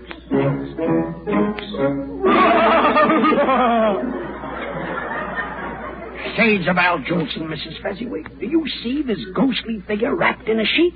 Oh, yes, Scrooge. It's either Mahatma Gandhi or a man without Mahatma coat and the vest.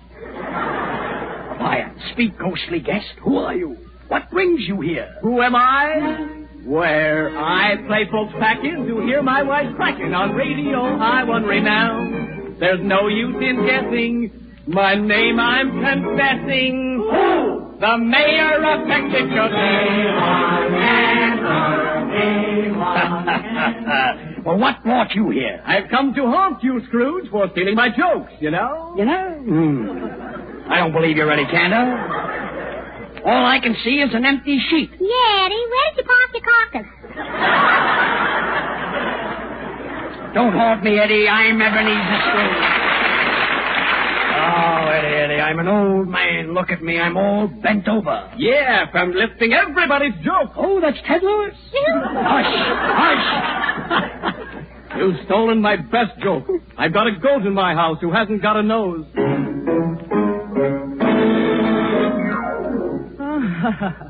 Sleepy Hollow. And who are you? Hello again. I'm the ghost of Jack Benny. Yeah. Sounds like the goat of Jack Benny. You don't look like Jack Benny. Well, George, if you were dead as long as Tony Martin, you wouldn't look like Jack Benny either. You know what I mean? Yeah, I think I know what you mean. Eddie Cantor. Well, Eddie, what are you doing all dressed up in a sheet? Well, it's like this, Jack. This sheet is cut down the high cost of living. By wearing a sheet, I don't have to buy a suit, a collar, or a necktie. When I come home at night in a sheet, I'm ready for bed. When I wake up in the morning, I'm all ready in a sheet. And instead of expensive cleaning and pressing bills, I can have my sheet washed for 22 cents a pound. Ha! And don't I have to look for a collar button? No. You get it, Jimmy? This is silly, Cantor, isn't it? Wonderful, Ken. You ought to be able to give an imitation of Harpo Marx. Oh, but Gracie, Harpo Marx can't talk. I know. Gracie, what's Eddie Cantor got that I haven't got? 5 daughters. Well, Buck Benny, what do you want? Scrooge, I'm here to haunt you. You stole my joke, a joke that I originated, a joke that made me famous. We've got a goat at our house without a nose. How does it smell? Terrible, Jack. I used it on my program, too. Quick, Mrs. Fezziwig, the pencil. It sounds like a new one. Jokes. Ha. Well, sort of a tacit. Well, who are you? Good evening, folks. Welcome to Town Hall tonight. Mr. Allen! Mr. Allen! You can knock me down with an elephant, as the man in the kosher butcher shop used to say. I hope to kiss a pig if it isn't Portland Fezziwig. Nice work, Henry. Yeah, I'm kind of surprised myself. I must be a mimic. What? You must be a mimic. You're a mimic? You mean you haven't any red corpuscles? Well, Freddie Allen, have you come to haunt me about the goat at your house that hasn't got a nose? No, not only am I a comedian, I'm a clever writer. I switched that joke. We've got a nose at our house that hasn't got a goat. Some twist. A nose without a goat? Well, maybe it's Jimmy Durante. Jimmy Durante, the nose miser. Oh, wait. We've got a goat that's got a nose, but we've got a house that hasn't got a yard.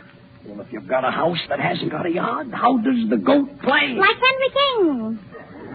The pencil. Jokes. What's that? The ghost of Major Bo's gong. Well, it didn't have a very good ring. Well, you miser, what do you want for nothing? The Westminster chimes? Oh, that's a very good joke, Mrs. Fezziwig, for this chime of the year. Oh, careful, Scrooge. Giving away those jokes, they'll be calling you Good Time Charlie. Good Time Charlie. That's a beauty. Scrooge, before I go, you can do me a few favors. Yes, Jack Benny. What favors would you like? Strawberry, raspberry, orange, lemon, lime. And Campbell's chicken soup. Thanks, Gracie. You're welcome. Well, goodbye, Jack Benny. Goodbye, and a Merry Christmas to you. Goodbye, and a Merry Livingston to you, too. Well, Eddie Cantor, I've got every joke you ever used. I'm living on the fat of the land. The fat of the land? Well, you must have Jack Bernard, too. I've got him. Well, I can't expect a joke from a miser like you, but I thought you might at least give me a little pun. Goodbye. Oh, isn't that cute, George? Eddie Cantor's got 5 daughters, and now he's looking for a little pun. Jokes. Well, Freddie Allen, aren't you going back to town hall? No, I'm going nuts. Well, you're lucky, Fred. Everyone else has a long trip ahead of them. Goodbye, Freddie. Goodbye. Tally ho! Tally ho! Henry and the music.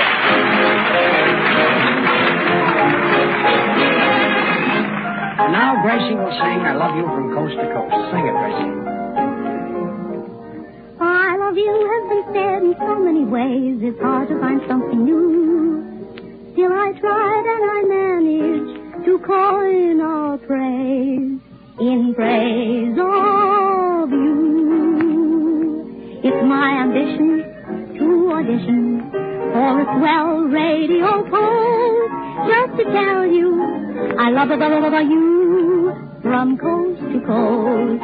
It's not the money in it, honey, that I keep thinking of most.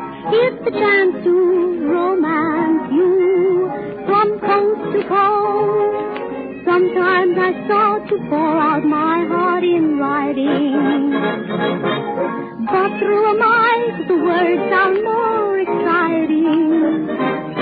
So if I get work on the network, honey, I'll sing you a toast when I broadcast I love you.